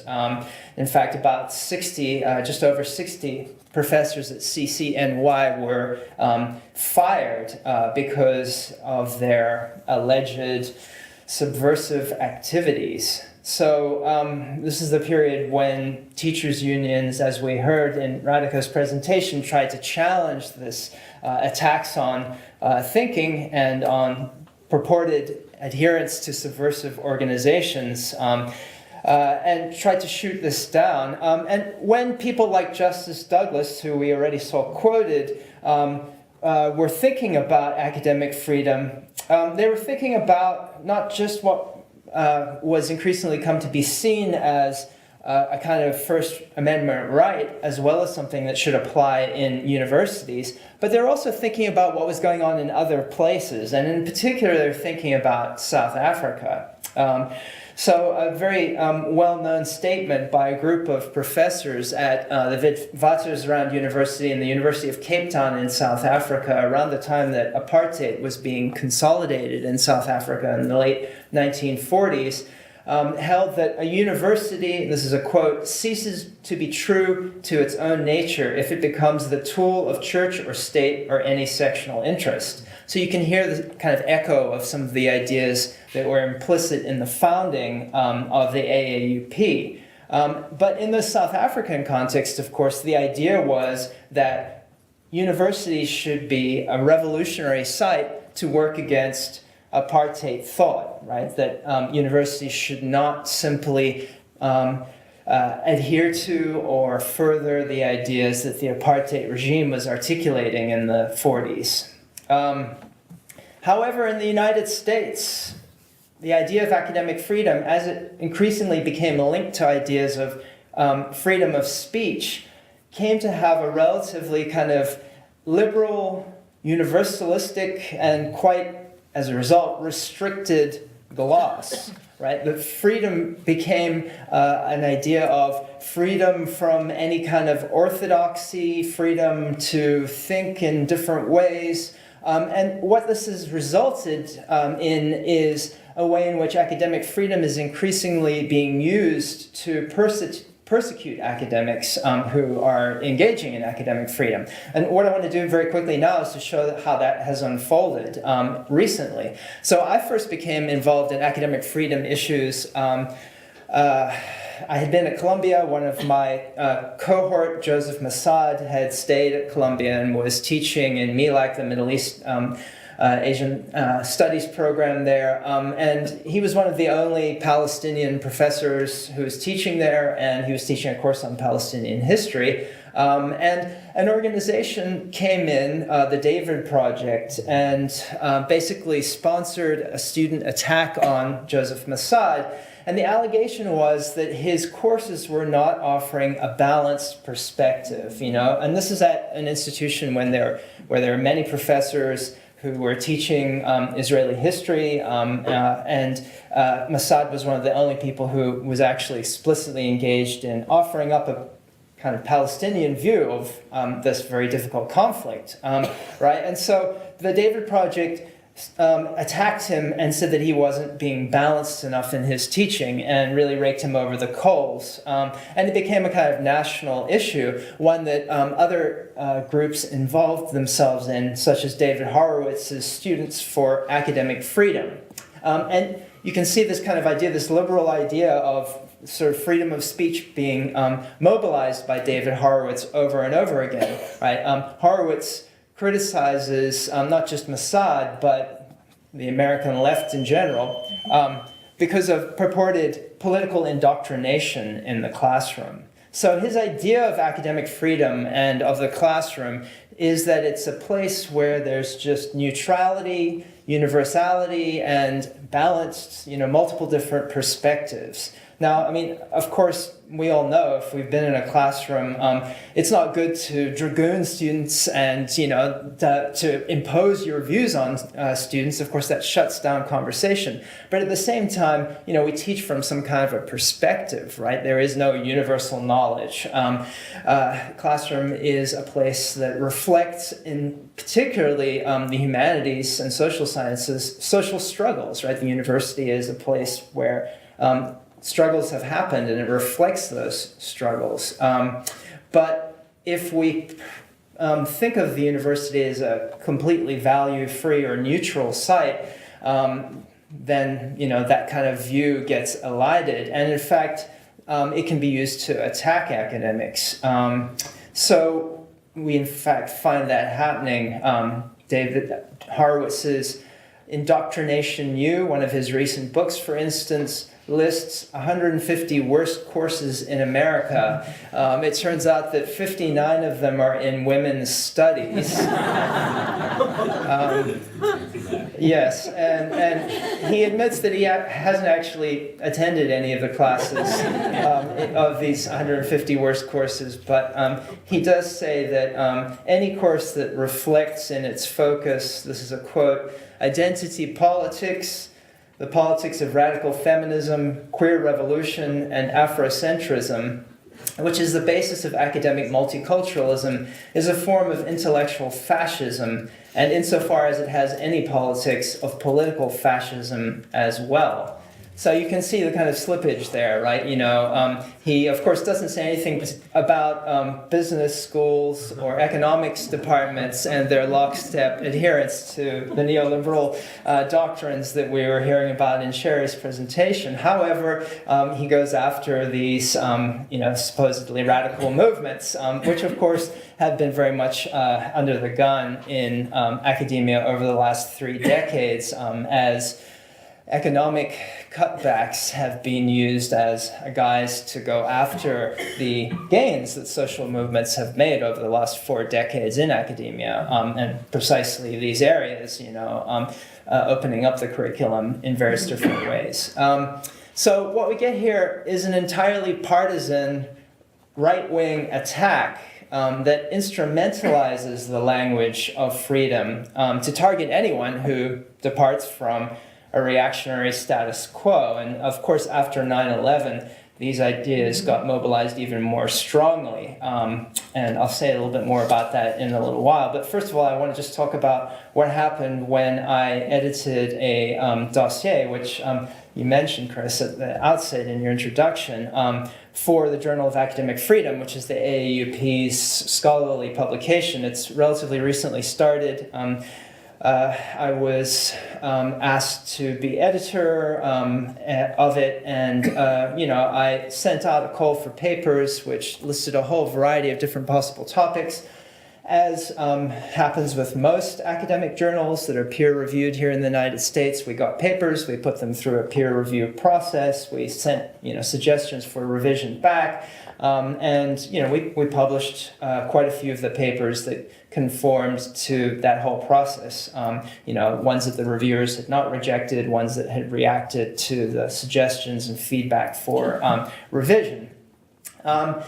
Well, what happened very quickly after the issue was published, and it's still up online if you'd like to take a look at it, it was published back in September of 2013, was that a kind of firestorm erupted, and there were lots of criticisms of the journal, and of me in particular, for not providing a balanced overview of these issues. I hope that you can hear the similarity between the criticism of, classroom teaching, which characterizes groups like the David Project and Students for Academic Freedom, and the attacks made on the Journal of Academic Freedom. Similar kind of strategy, right? Unfortunately, I wasn't supported as I would have hoped I would have been by AAUP leaders. They spoke, some of them, not all of them, but some of them spoke to the press and said, yes, actually, the issue should have been more balanced. We're sad that it wasn't. They had ample opportunities to tell me that before it went to press, but never did. So I was not particularly happy that they went to the press and that they played into this playbook. Of course, I thought when I was editing this issue that I was bringing minoritarian perspectives to public view, and that this is something that a journal of academic freedom should be doing, supporting the right of people to express underrepresented views. However, the journal and I in particular got clobbered with not being balanced enough. Behind the scenes, AAUP leaders put me in touch with coordinators of the Israel on Campus Coalition so that we could have that kind of balance. Yes, and I guess save face. I debated about what to do, but I think I decided to go along with it. And if you look at the website, you'll see that there are quite a few response pieces up on the website, because I thought that this would allow the debate to play out. I thought that the more the debate was allowed to play out, the better. Quite frankly, the vehemence and extremism of many of the responses from the Israel on Campus Coalition folks, I think, was ample testimony to how problematic some of their opinions were, and it also gave a chance to other people to weigh into the conversation, which I think was really good. Then, unfortunately, despite this whole debate, shortly after what happened, the ASA took its vote, and as we've heard from Sherry, university presidents fell over themselves to decry the ASA under the idea of the same kind of universalistic notions of academic freedom that, as I've been trying to show, have been used to bludgeon any kind of critical viewpoint. At a conference put on at College of Staten Island by Students for Justice in Palestine last week, a representative of the Conference of Presidents of major American Jewish organizations said openly during the Q&A period that they pushed American university presidents into taking this stance, which I don't know if he was just being vainglorious, but it's quite an interesting admission, I think. And, speaks to a longer history of what David Theo Goldberg and Sri Makdizi in an interesting article have talked about, campaigns of insinuation, accusation, and defamation, through which organizations like Israel on Campus Coalition have tried to really silence debate about Israel's policies in the occupied territories. And so, of course, I think it's really, really bad that American university academic leaders are not aware of this history of academic freedom and how it's being used by organizations like David Horowitz, or if they are aware of it, they're not courageous enough to stand up against that kind of perspective, although Sherry has given us a very critical viewpoint about why that might not be, why they might not have any backbone. And of course, they've prepared the ground for the subsequent legislative campaign in New York State and elsewhere. And this is clearly part of a broader culture war. We've heard a lot of elements of it, and I think it's really important just to reiterate that it's not just one that involves attacks on dissenting viewpoints, area studies programs, and other interdisciplinary programs that challenge norms in the United States, but which also involves attacking the university economically, and those things go hand in glove and really need to be seen as linked to one another. But in addition, I think we need to really remember that this is a broader campaign that the United States is an imperial power, that since 9/11 there have been broad and sweeping attempts to silence any kind of contrarian viewpoints, and that's also here in the CUNY system. And that right now we're seeing a really revived attempt to push our students into becoming cannon fodder for America's imperial wars. And at College of Staten Island, we've been fighting ROTC, the attempted reintroduction of ROTC. So I think we need to connect things here and really work against the Imperial Academy and try and support the long tradition of fighting, of people's fight for the Academy. And I say that just to close on a personal note, as someone who was born in South Africa during the apartheid era, my family benefited from hundreds of years of colonial exploitation and oppression, but we left eventually because of apartheid. And I think that it's really incumbent on us, and I say personally as a white person whose life has been deeply shaped by histories of imperialism and colonialism. It's really incumbent on us to fight racism, colonialism, and imperialism, both in places like Israel, where it surely is a factor, and also in the United States, and to see those linkages. I think once we recognize the way apartheid works, both here and in Israel and in other societies, as critical intellectuals, we have an obligation to speak out. Thank you.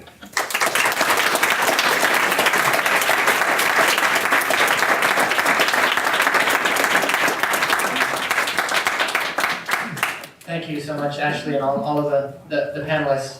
Just a little bit of house cleaning. We have a little bit of time for discussion among the panelists, which I will lead, and no later than 8:30, we'll start taking questions from the audience. And there are going to be, I believe, 2 microphones, one on this side of the room and one on that side of the room, which people can line up behind. As soon as those people holding the microphones are in place, you're welcome to start lining yourself up behind those microphones.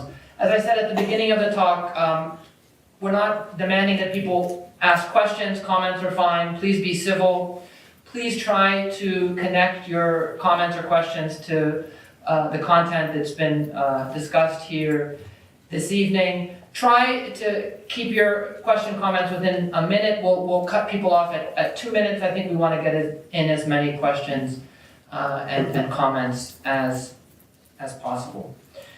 I think we're all here tonight not so much because of the passage of the ASA resolution supporting the boycott of Israeli academic and cultural institutions, but more so because of this, as Sherry so nicely put it, apoplectic response of, I don't know if the number was said, but now over 250 university presidents coming out, and the AAUP and a number of organizations coming out against the ASA's support of the boycott. There's a website that collects all of these statements, and there's one college president who writes, as if he's worried about missing out on being able to say his 2 cents. I'm on vacation right now with my family, but we'll put out a more formal statement on Monday, but for now I want to say that we are very much against this ASA resolution. It was really a race to show support for those who were against the ASA resolution.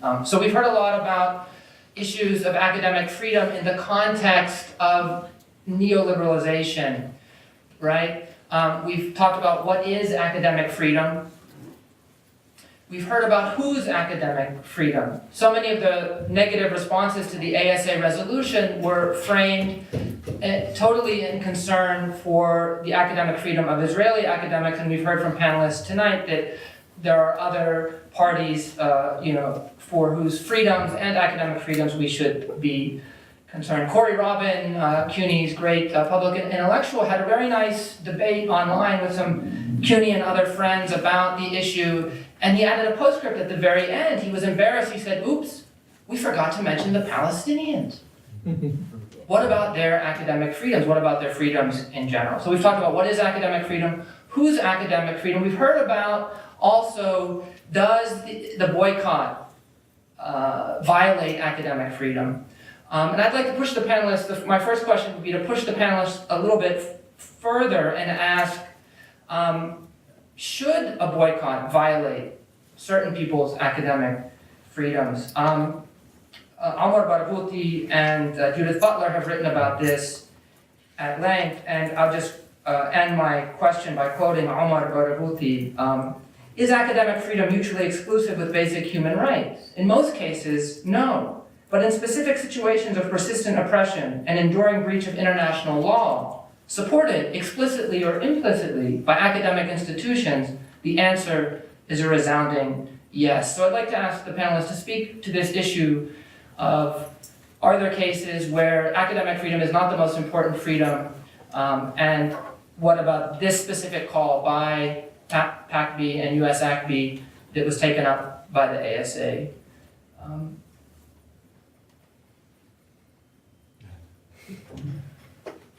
Yes. What I mean is, I think Butler and Barghouti are saying it's time to conceive of a hierarchy of values here. And when people are suffering physical violence, imprisonment, and daily restriction on their rights, to float a discourse of academic freedom in that context rings hollow. That would be one way of putting it. But for me, it's also very reminiscent of a kind of, as Ashley put it, a kind of liberal colonial rhetoric that can be used to mask atrocities. We called, Europe went into Africa in 1870 with a civilizing mission. Do you know what I mean? We're making the world safe for democracy. Bush called it a crusade when we went into Iraq.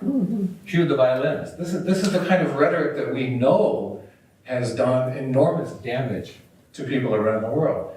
And I think its deployment right now, to be my perspective, is it's a last-ditch attempt to say that Israel is in big trouble. Okay, Israel is losing the BDS battle right now.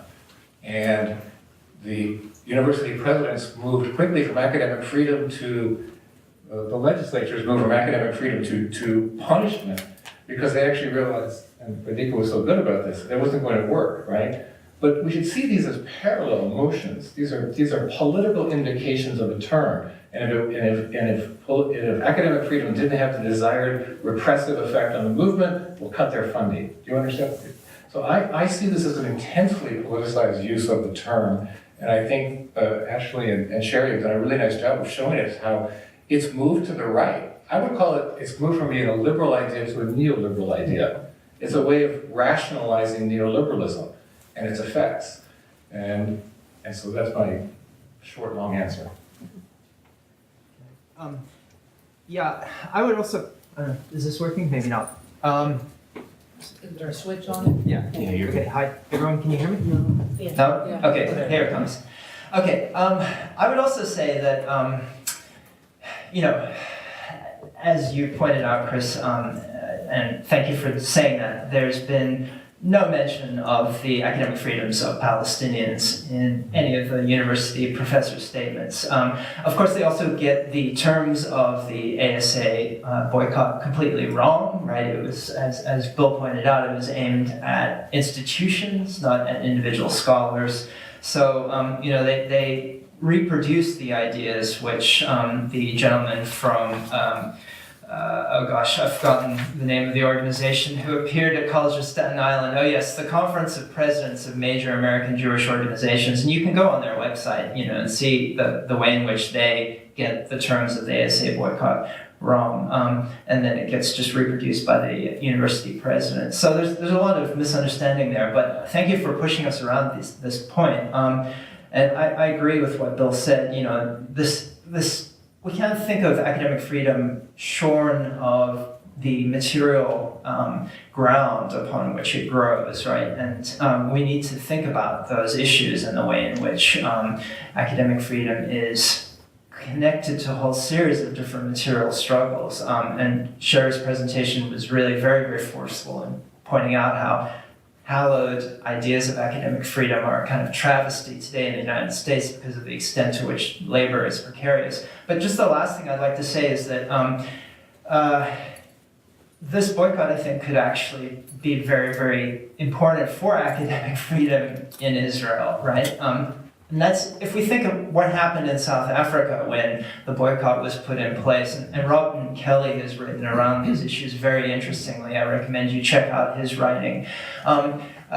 Basically what it meant was that university professors in South Africa could no longer hide behind this kind of liberal idea of universality, neutrality, nonpartisanship. They had to take up a position. They were working for state entities, and that's what the institutions that are being boycotted in Israel are. They're all state universities. And in South Africa, that's true too. So professors were working for state organizations of a state that was, creating these forms of apartheid at the time, right? So it really generated an incredibly fertile debate in South Africa and led to the radicalization of a lot of African university professors and their solidarity with the apartheid movement on the ground. So, we'll see how things play out, but this could actually be something that could really open up interesting debates within Israel. I think these sort of categorical imperatives around academic freedom that the university presidents and others are putting out are just utter bullshit. Is that not academic enough here? I think that, it's sort of like saying, never lie, it's always wrong to lie. The well-known rapist comes to your door. Where's your sister? Upstairs, first door on the left. I mean, this is just ridiculous. You have people dying. You have 1.5 million people living in an open-air prison. You have an open policy by Israel to starve them, bring them to the brink of starvation, put them on a diet. Okay? Every few hours, I'm not up on the calculation, Electronic Intifada will have that, a Palestinian child is murdered. The other day, a 14-year-old was shot in the face. If in the face of that, what we are talking about is not only ignore the academic freedom of the Palestinians, but ignoring all this, then I'm sorry, that is a position that somebody of wealth, of privilege, and of such an elite parallel universe perspective could take. Nobody in the real world could possibly operate along these lines. This is not a defense of academic freedom. This is a defense of privilege and racism. Pure and simple. Pure and simple. I'll just add one small note on the hypocrisy of those who are against BDS using this idea of academic freedom to defend their positions is that we also see it in other areas with the use of Title VI, which is of the Civil Rights Act, which was, this historic provision that basically said that the Department of Education would revoke funds to any universities that discriminated or that allowed discrimination to take place in universities. And now we see the same thing with pro-Israeli groups and Zionist groups conflating anti-Zionism with anti-Semitism and bringing trying to bring Title VI cases at universities where with active SJP chapters where people are critical about Israel's human rights policy. So we're seeing the use of all these different tools, to actually, it's rather Orwellian actually, to actually suppress speech. So it's very problematic. All right, let's move to our question and answer session. If we run out of questions from the audience, I have more questions. I think we're going to pass 2 of the mics. Want to grab one of these? And we'll share the remaining. Please go ahead. I can go ahead with my question? Yeah. Thank you. So we have 2 lines, if people want to line up over here and over here. My name is Eugene Chernovsky. I'm on the physics faculty here at the Graduate Center. And I would like to thank, first of all, this distinguished panel for very interesting views they presented. It kind of resonates with my interest because I'm currently a co-chair of the Committee of Concerned Scientists, and I've been a chair of the Human Rights Committee of the American Physical Society. And for a number of years, I chaired Human Rights Committee of the New York Academy of Sciences. And I can assure you that if your academic freedom is violated, then the Committee of Concerned Scientists, please remember that name, will come at your defense very strongly or at the defense of any member of the audience. And after saying all that, I should say that the Committee of Concerned Scientists spoke against the boycott of Israeli institutions. The reason for that is very simple. You all, because of your past history, your work, are connected to Palestinian problems. And your outrage is fully understandable. But if we brought here a panel from Tibet, they would argue for the boycott of Chinese institutions. If we had people from the academia related to Ukraine, these days they would definitely argue for the boycott of Russian institutions. And I can easily argue for the boycott of American institutions. I know a physicist whose village in Pakistan was bombed by American drones. Please wrap up. So why are we selecting Israel out of all these violators of human rights? I would like to hear the answer from this distinguished panel. I'm just going to try to summarize very quickly some of the questions. This question is essentially the question of why Israel? Why focus on Israel? Do we want to take some more questions?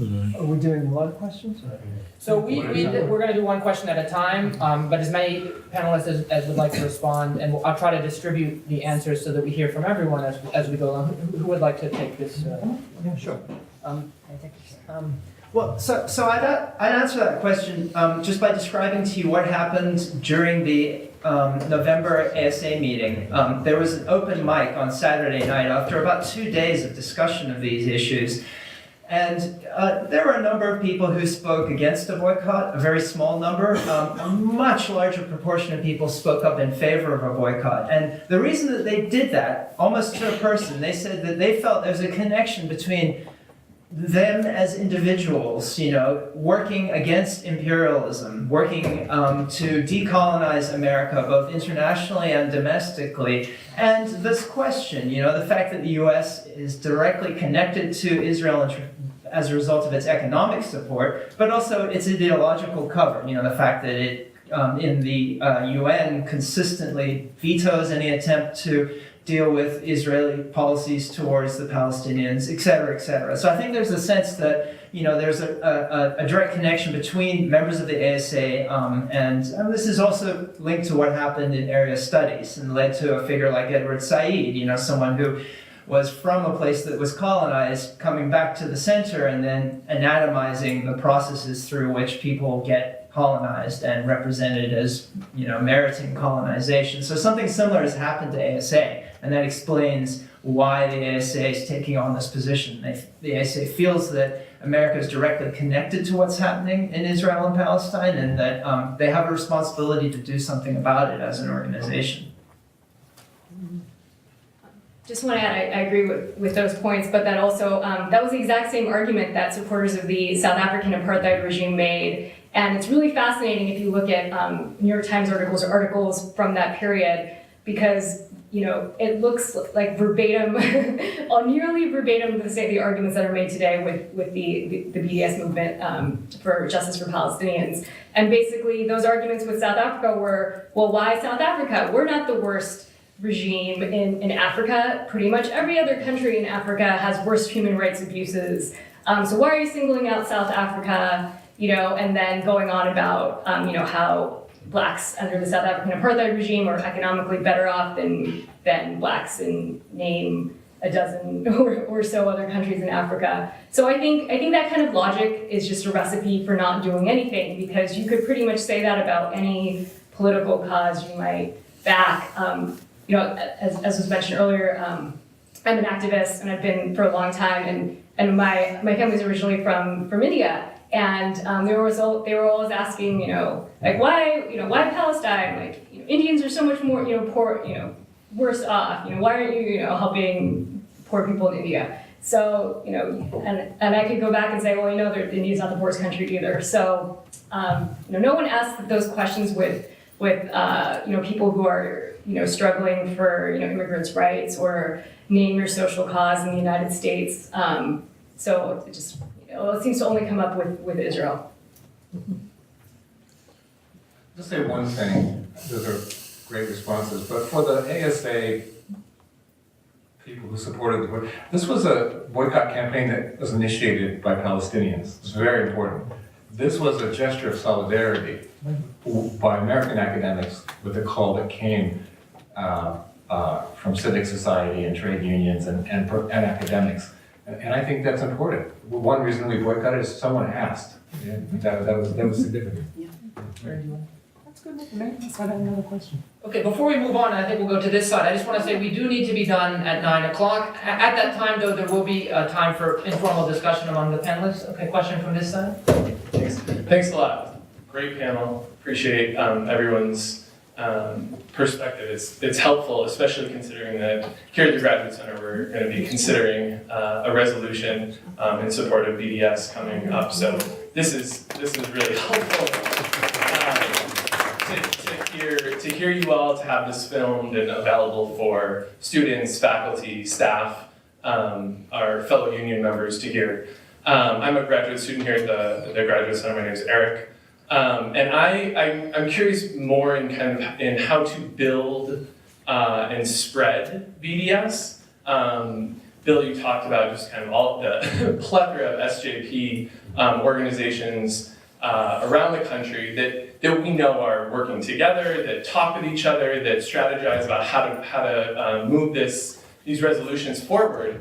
And I was struck by the Association for Asian American Studies passed a just brilliant resolution, I think, in support of BDS, and that was about a year ago. It didn't get much press, but if you read that statement, I mean, it's really impressive. It passed unanimously. No dissenting votes, no abstentions. They had a series of papers that were sent out ahead of time in defense of the resolution, kind of promoting the resolution. It's worth, people should check out that resolution online. It's really useful. But I'm curious if you could just talk a little bit about, is there a sense within faculty in the ASA or beyond the ASA to think about how can we spread this to other academic associations or to other, particular ASAs at different departments, different universities? If you could just speak to that, I'd appreciate it. Chris, I wonder with the time allotted, would we be able to get a couple of questions and then kick it back to folks? That would be great with the time allotted. It'd be great to hear from. Try to keep your question to under a minute if you can. Please go ahead. Yeah, thanks. Thank you. Hi, I have a very quick question. I'm hoping that the answer can be quick. Because, as you said, there's a lot of misinformation going on, very focused misinformation about the terms of the ASA boycott vote. I'm wondering if it would be possible for you or someone to offer a quick summary of what the points of the ASA boycott are, so that we all have the same information. Thank you. Thanks. The speeches were all great, so anything I say is just trying to supplement that. If you talk about academic freedom, look at what's happening in New York City public schools. I believe it was today that the test began, and at least 20,000 heroic parents opted out of them.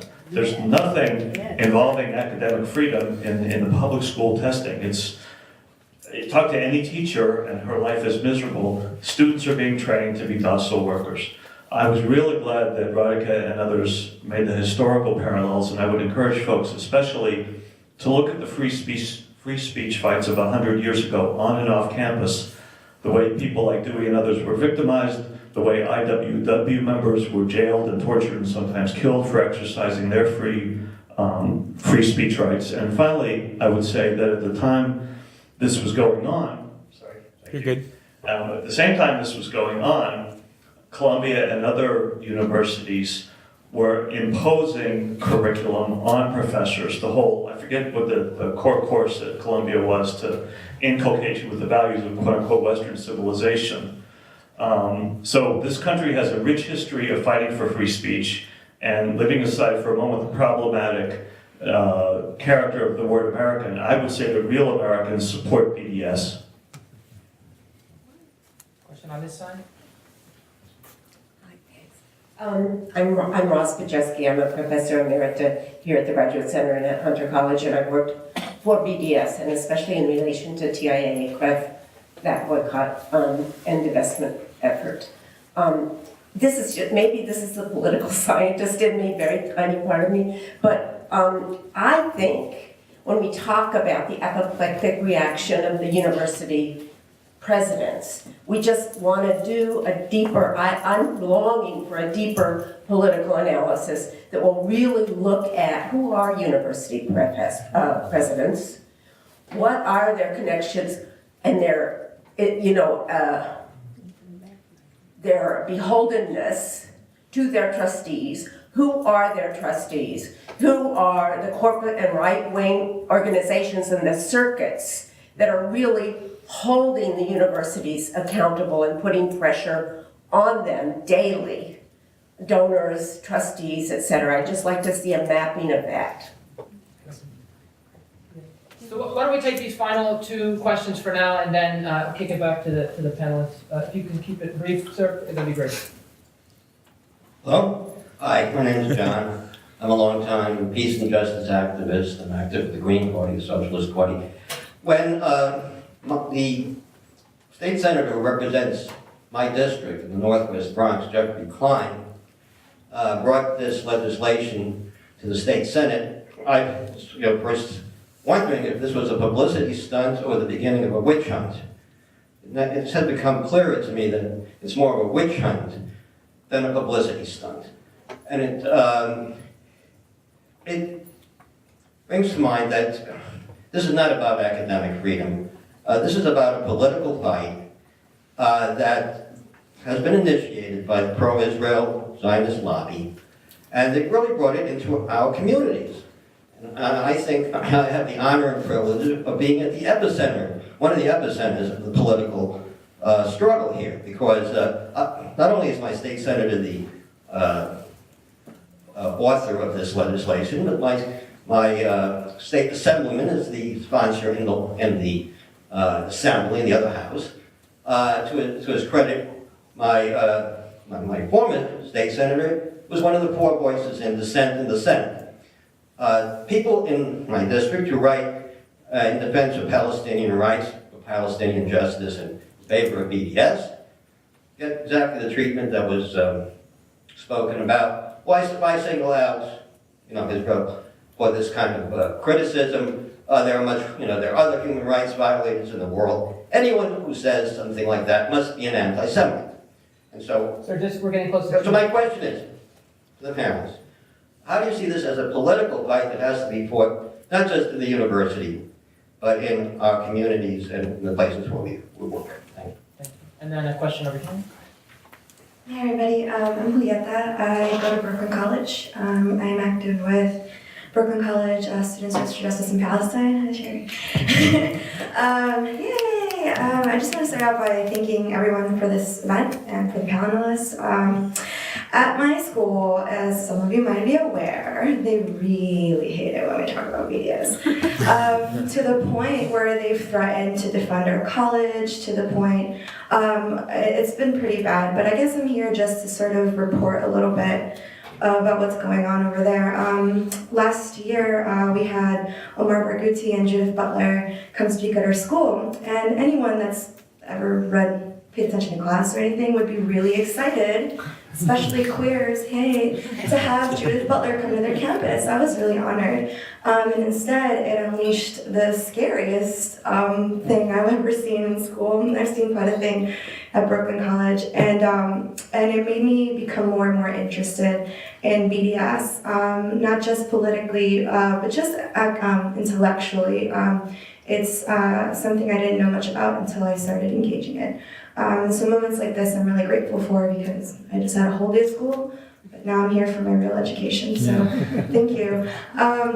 I guess I just want to report some of the things that are happening there is they change a lot of the student handbook things. One of them is that we have to pay for extra security now out of our club money whenever they deem our events to need extra security, which are all of the events. They pat us down, they search us, they make us go through metal detectors, they harass us. This is really triggering to people who actually have to endure Israeli checkpoints when they go home. So it's been really scary. That's one of the many things they've done. I just wanted to comment on that and encourage everyone here to continue to attend these things, for there to be more CUNY cross collaborations. Please come to our campus. It's really scary, and that's why we need your love. And I guess the last thing I wanted to say, and more or less ask, is, I'm really touched by this idea of the chilling effect, right? And it's happening in our school. It's really sending a chilling effect on everybody. Our campus culture has completely changed to the point where it's acceptable for really over Islamophobia that's like happening in Brooklyn College right now. So I guess I just wanted to know, what are some tactics, or what is some advice to you as like students who have to pass a grade, or like who don't really want to wear a shirt in front of a teacher because you don't know who you're in class with, and any sort of advice that you have for us would be great. Thank you. All right. Great, excellent questions and comments. Maybe if one of the panelists could start with a brief summary of the actual terms of the ASA boycott resolution, that would be fantastic. And then maybe we could move on. A bunch of people seem to be asking for advice, how to do more. That this issue is connected not just to universities, but also to our communities, because a lot of this legislation, the legislative front, is originating in our communities with our elected officials. But let's start with the ASA boycott, the text of the content of it. The entire resolution is available for reading at the American Studies Association website. It's posted there still to this day, and it's not very long, so you can go and read it. There were several whereases, and I read two of them. Whereas Palestinian academic freedom is restricted, whereas the United States is complicit in this. The result was that the American Studies Association would not formally collaborate with Israeli universities, i.e. they would not go into partnership with an Israeli university. And that's why I call it an institutional, not an individual boycott. There are scholars coming from Israel to the American Studies Association meeting in Los Angeles this year. No individual scholars are being boycotted, okay? Beyond that, it also said that individual members of the American Studies Association would have to consider how they wanted to deploy the boycott for themselves. Now, it was encouraging faculty to think twice before they would go give a lecture at Tel Aviv University, but it did not preclude them from doing that.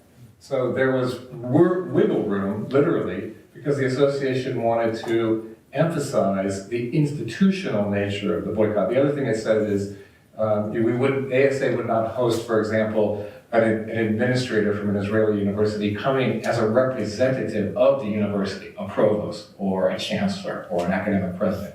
Again, emphasizing the institutional linkage. I hope that helps, but that's my summary, and I would encourage you to go online and read the resolution if you'd like.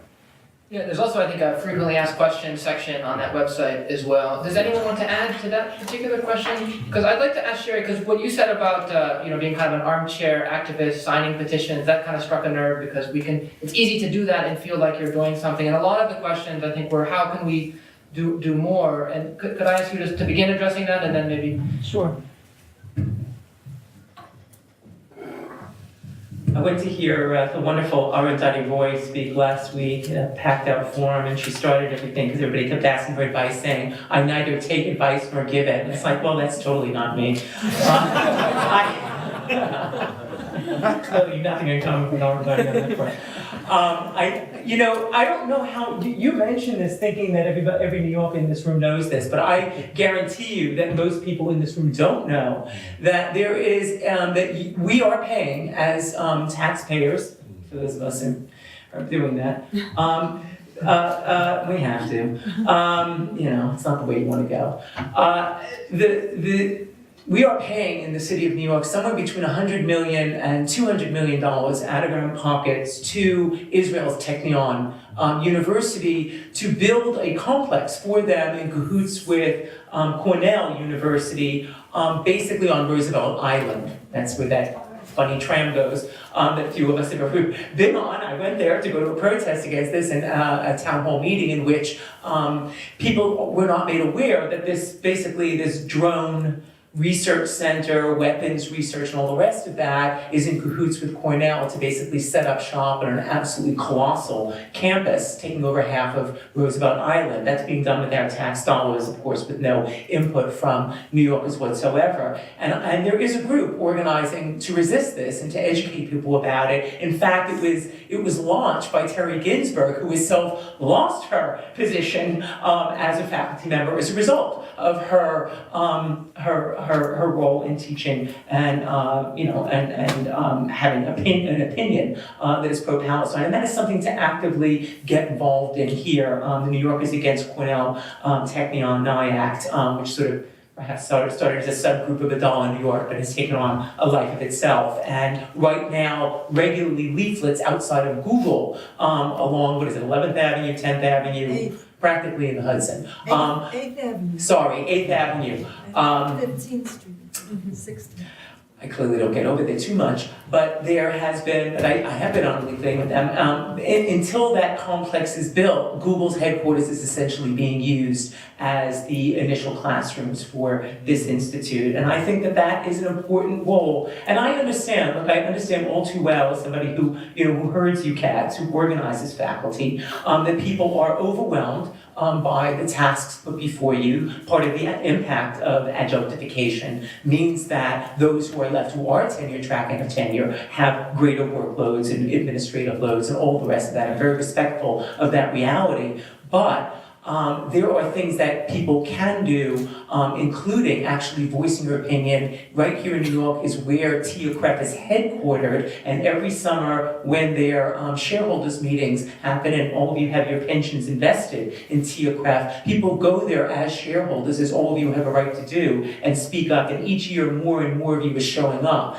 to protest there. And it's not to boycott TIACREF, but to actually get them to divest, as they did from apartheid South Africa, to divest from apartheid Israel. Those are concrete things that people in academia can do that doesn't require hours and hours and hours. And yes, frankly, circulating petitions and things like, it's not to denigrate that, but not to see that as the be-all and end-all. And the last thing I'll say on that is just, one thing I really believe that the sort of blinkered defenders of Israeli apartheid have kind of done themselves in some degree with their arrogance around these legislative initiatives, because the AAUP, which has been spoken with, rightly so in my opinion, with some disdain for its role in terms of its leadership, having taken a role against the ASA boycott, have actually been forced to unify with the BDS movement around stopping these legislative attacks on what is effectively would squelch academic freedom. And so they've kind of overplayed their hands in trying to attack the right of faculty to even belong and be active participating members of a group like the ASA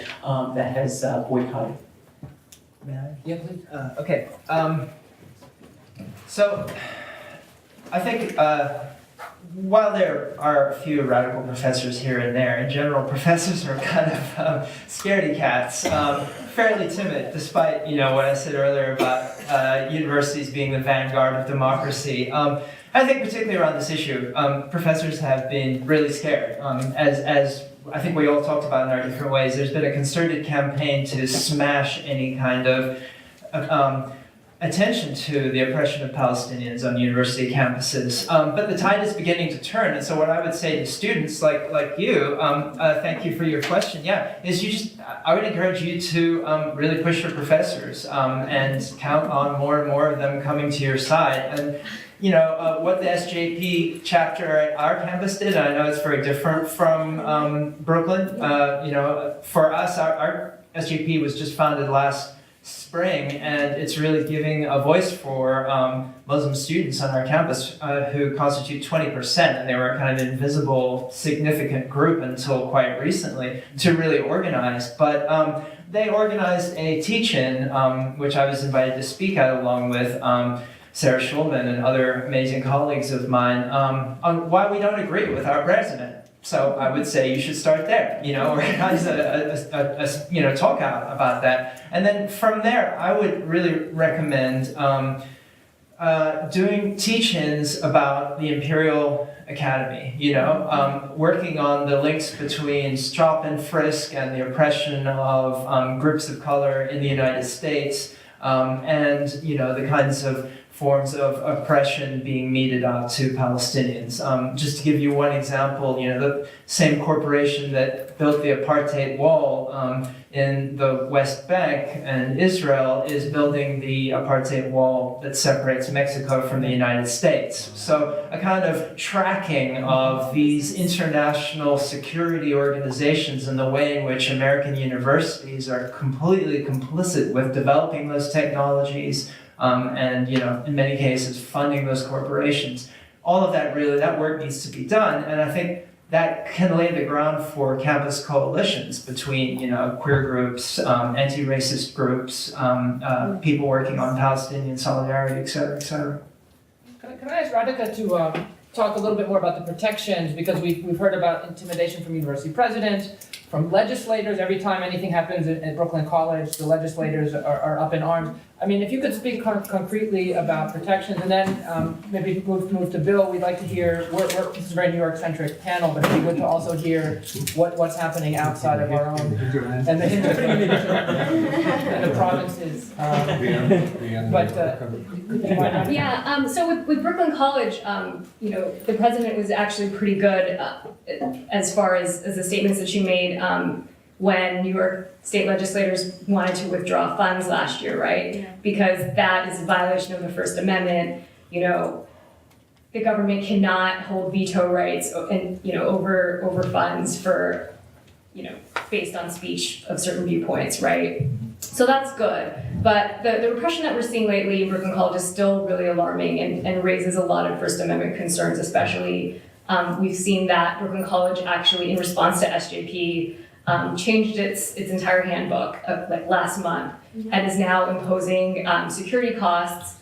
And the Supreme Court's really clear about this. And the security costs, they don't say how they come up with this number. It doesn't say what the process is, if it's reviewable, and these are old cases, and they're just being revisited again, with SJP, and it's purely because of SJP, and we know it, and it's really frightening, and I think, I personally don't think that Brooklyn College being a public school, can't so easily get away with it. Unfortunately, with private colleges like Barnard, it's a little bit more difficult. We have Barnard taking down the Columbia SJP banner a couple weeks ago. And students basically went through the normal administrative process for student groups, applied to get their banner put up on Barnard Hall. The school gave them the material, the students painted the banner, the school put the banner up. And pretty much overnight, after an email campaign instituted by the former President Hillel, the banner came down. The students went by the college at 7 a.m. in the morning, and it was gone. And the president of Barnard, emailed Lion Pack, which is Columbia's pro-Israeli political action committee, and apologized and said, we're reconsidering our banner policy. Basically, it was not a very exciting banner. It just said support justice, support Palestine, and then it said CSJP, Columbia Students for Justice for Palestine, IAW, which stands for Israeli Apartheid Week. It was to advertise their events, and it had a map of historic Palestine. And now, Barnard, which has had, banners up there for as long as people can remember, decades, if not, since its founding, is now just going to probably, it's reconsidering its banner policy. No banners can go up. So I think the idea is, what we're seeing with a lot of schools is that in order to stop speech in support of Palestinian rights, they are selectively enforcing certain rules, and then they're also just stopping suppressing, all free speech in certain areas. So it's really frightening. This happened at Hunter College as well 2 years ago. Could you just mention, before we move on to Bill and give him the last word, and then I think there will be time for informal chat with the panelists. Just one more time, the name of the organization that was recently formed that can help protect students and faculty. Palestine Solidarity Legal Support. Okay. Palestine Solidarity legal support. And Bill, you have the last word. I wanted to respond to the question about what to do too, and add my thoughts. The first thing to decide is tactics and strategies. What can you, the ASA did not vote to divest because it doesn't have any money in Israel. So you have to decide first, is boycott or divest the right strategy to go? Everybody who wants to be in the movement has to talk about that question first. For students on campuses now, divestment is the issue, trying to convince the university to withdraw funding as we saw in South Africa. There are going to be, in my estimation, dozens of boycott resolutions coming forward from academic organizations in the next year. There have been 3, the Asian American Studies Association, the Native American Indigenous Studies Association. We know that the MLA, Radical Caucus, which organized a session on boycotts at the meeting in Chicago, maybe some of you read about it, in which Omar Barghouti came and spoke about boycotts. The MLA voted narrowly to support a resolution criticizing Israel for making it difficult for scholars to come in and out of the West Bank. That was considered a massive victory within a membership of 20,000 strong organization that has really not addressed at all the question of Palestine. I know that there's a National Librarians Association working on a resolution. Go figure, right? There's a healthcare workers organization in the United States that brought Angela Davis recently to speak on BDS because they're thinking about putting forward a resolution, which leads to the question of workplace resolutions, not campus resolutions. Where you work is where you strike if you're in BDS. Do some research and figure out, does your company have any tangible material connection, your workplace, any tangible connection to the occupation? There's a fantastic book put out by a group in London called Corporate Watch, called Targeting Israeli Apartheid. It's the single greatest comprehensive listing of EU and North American companies and their investments in Israel. You can actually download it as a PDF for free or buy it as a book. You could start a BDS movement wherever you live by reading through Targeting Israeli Apartheid. What's the name of the book? This is called Targeting Israeli Apartheid by Corporate Watch. It's extraordinary. It's an extraordinary book. I think I'm going to kind of go to the Indiana scene. I live in Indiana. I used to live in New York in better days. But look, organized regionally. This is something that we've thought about a lot. We're in the Midwest. We're far from the coast where a lot of the action is. But for example, when the president of Purdue University and the president of IU, Indiana University, immediately criticized the boycott, we reached out to 8 faculty on 3 campuses, IU South Bend, IU Bloomington, and Purdue, and wrote a public letter criticizing both of them. It got published in the local papers in Bloomington and West Lafayette. Then it got picked up by Mondoweiss. If you're doing BDS work, write for Electronic Intifada and write for Mondoweiss. They are the CNN of the movement, okay? And Phil Weiss is so eager to report movement news, okay? Don't think of yourself as, I'm not trained to do this. No, you are trained to do this. You are trained to write about BDS. So those letters were very important. Michael McRobbie actually responded weekly. But to give you a sense of how rapidly this movement is growing, I was in Indianapolis yesterday because last Thursday, the Israeli ambassador spoke at Indiana University, Purdue University in Indianapolis, IUPUI for short, or for long. And with a campus, a commuter campus with no history of BDS activism and no SJP chapter, 10 Palestinian students and 2 Anglo activists, one who works for Code Pink, planned and organized a silent walkout as soon as he got up to speak. This had never happened on this campus before. I was invited to come down and give the other side after the ambassador spoke. And these students we've been emailing today, they want to start an SJP chapter. They have come so far forward through that experience of first-time activism. This is happening everywhere in the United States right now. It's happening globally, I would argue.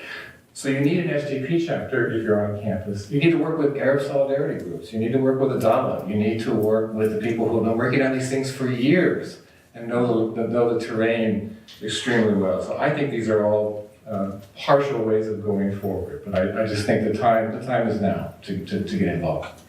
And that's a good note to end on. Please join me in thanking the organizers, the sponsors, the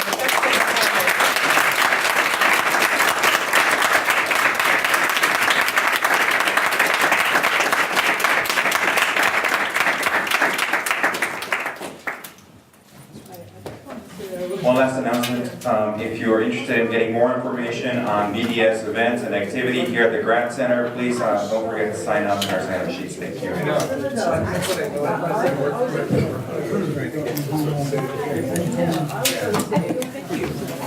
Great presentation. Oh, thank you. Sarah is there. That's great. Big cat because I don't want to leave this game. Thank you so much. Thanks. I'm glad this is recorded. That way, a lot of people who weren't here are going to use this as a resource for later. Okay, good.